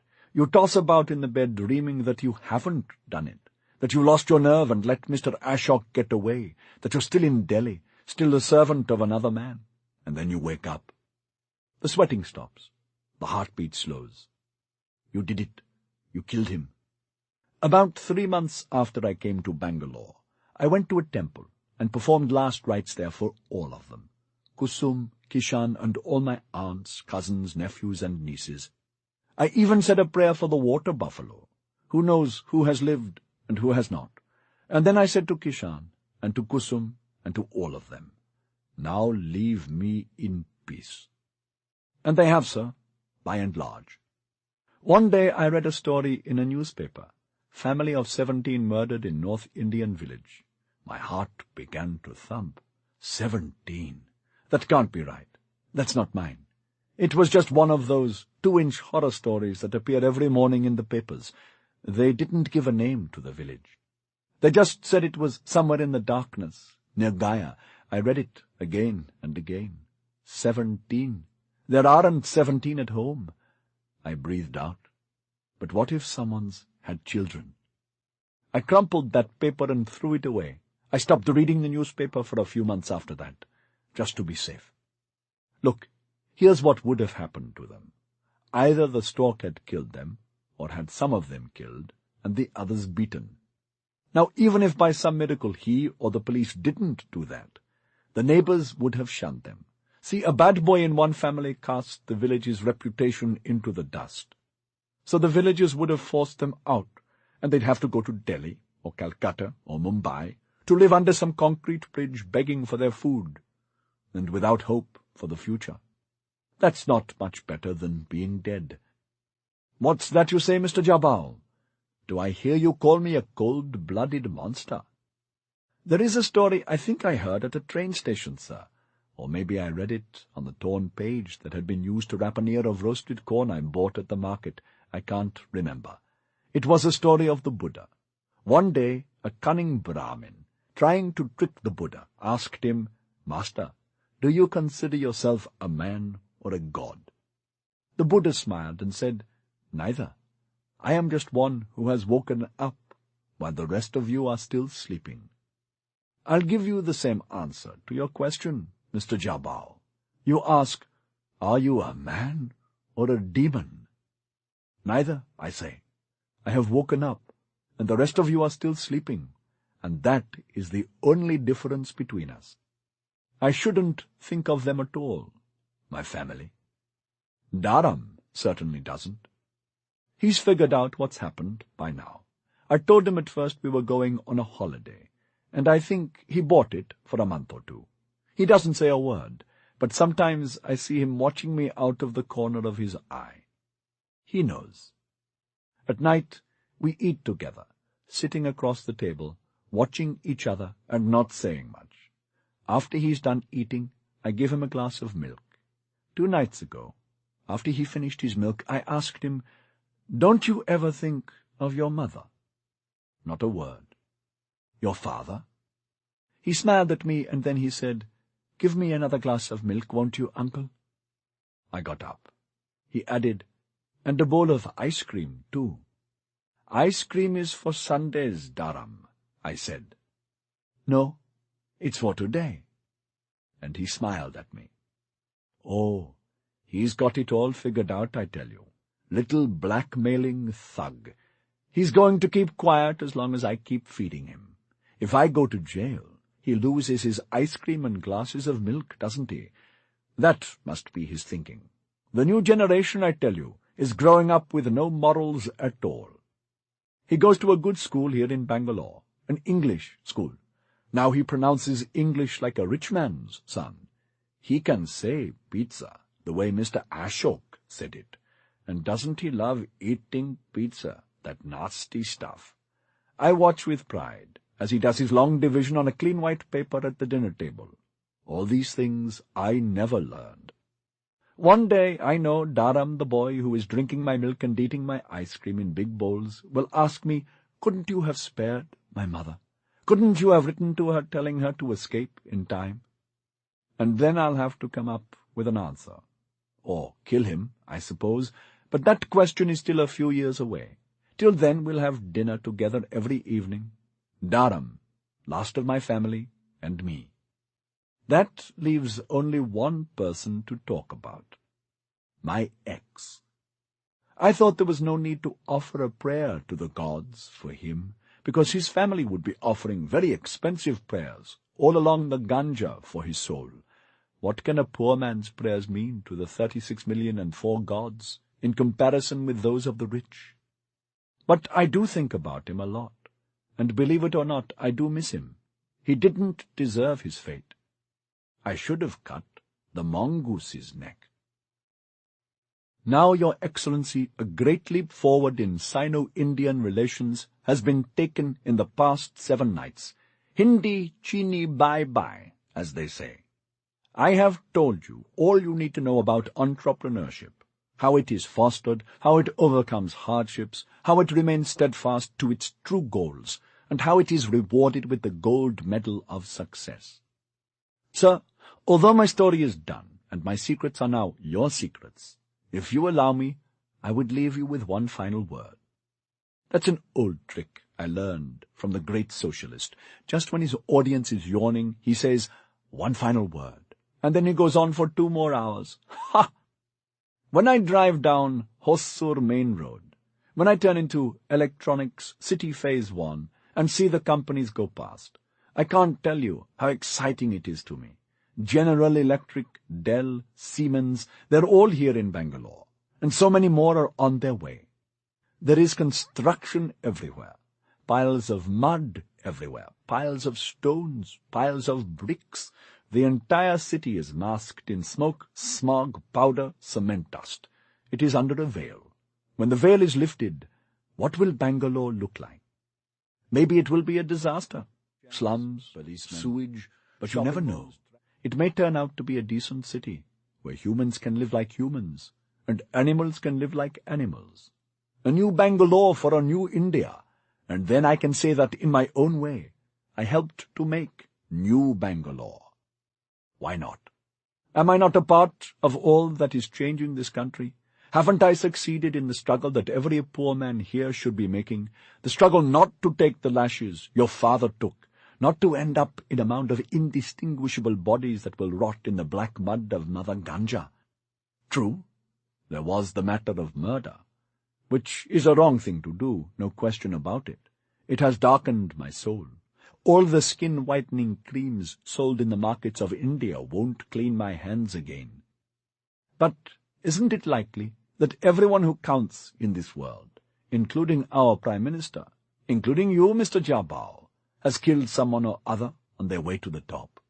Kill enough people, and they will put up bronze statues to you near Parliament House in Delhi. But that is glory, and not what I am after. All I wanted was the chance to be a man, and for that, one murder was enough. What comes next for me? I know that's what you're wondering. Let me put it this way. This afternoon, driving down MG Road, which is our posh shopping road with lots of American shops and technology companies, I saw the Yahoo people putting up a new sign outside their office. How big can you think? I took my hands off the wheel and held them wider than an elephant's cock. That big, sister fucker! I love my startup. This chandelier, and this silver laptop, and these 26 Toyota Qualises. But honestly, I'll get bored of it sooner or later. I'm a first-gear man, Mr. Premier. In the end, I'll have to sell this startup to some other moron, entrepreneur, and head into a new line. I'm thinking of real estate next. You see, I'm always a man who sees tomorrow when others see today. The whole world will come to Bangalore tomorrow. Just drive to the airport and count the half-built glass and steel boxes as you pass them. Look at the names of the American companies that are building them. And when all these Americans come here, where do you think they're all going to sleep? On the road? Ha! Anywhere there's an empty apartment, I take a look at it. I wonder, how much can I get from an American for this in 2010? If the place has a future as the home of an American, I put a down payment on it at once. The future of real estate is Bangalore, Mr. Jabal. You can join in the killing if you want. I'll help you out. After 3 or 4 years in real estate, I think I might sell everything, take the money, and start a school, an English language school, for poor children in Bangalore. A school where you won't be allowed to corrupt anyone's head with prayer and stories about God or Gandhi, nothing but the facts of life for these kids. A school full of white tigers, unleashed on Bangalore. We'd have this city at our knees, I tell you. I could become the boss of Bangalore. I'd fix that assistant commissioner of police at once. I'd put him on a bicycle and have Asif knock him over with the Qualis. All this dreaming I'm doing, it may well turn out to be nothing. See, sometimes I think I will never get caught. I think the rooster coop needs people like me to break out of it. It needs masters like Mr. Ashok, who for all his numerous virtues was not much of a master, to be weeded out, and exceptional servants like me to replace them. At such times, I gloat that Mr. Ashok's family can put up a reward of $1 million on my head, and it will not matter. I have switched sides. I am now one of those who cannot be caught in India. At such moments, I look up at this chandelier and I just want to throw my hands up and holler so loudly that my voice would carry over the phones in the call center rooms all the way to the people in America. I've made it. I've broken out of the coop. But at other times, someone in the street calls out, "Balram," and I turn my head and think, I've given myself away. Getting caught, it's always a possibility. There's no end to things in India, as Mr. Ashok used to say. You can give the police all the brown envelopes and red bags you want, and they might still screw you. A man in a uniform may one day point a finger at me and say, "Time's up, Munna." Yet, even if all my chandeliers come crashing down to the floor, even if they throw me in jail and have all the other prisoners dip their beaks into me, even if they make me walk the wooden stairs to the hangman's noose, I'll never say I made a mistake that night in Delhi when I slit my master's throat. I'll say it was all worthwhile to know, just for a day, just for an hour, just for a minute, what it means not to be a servant. I think I am ready to have children, Mr. Premier. Ha!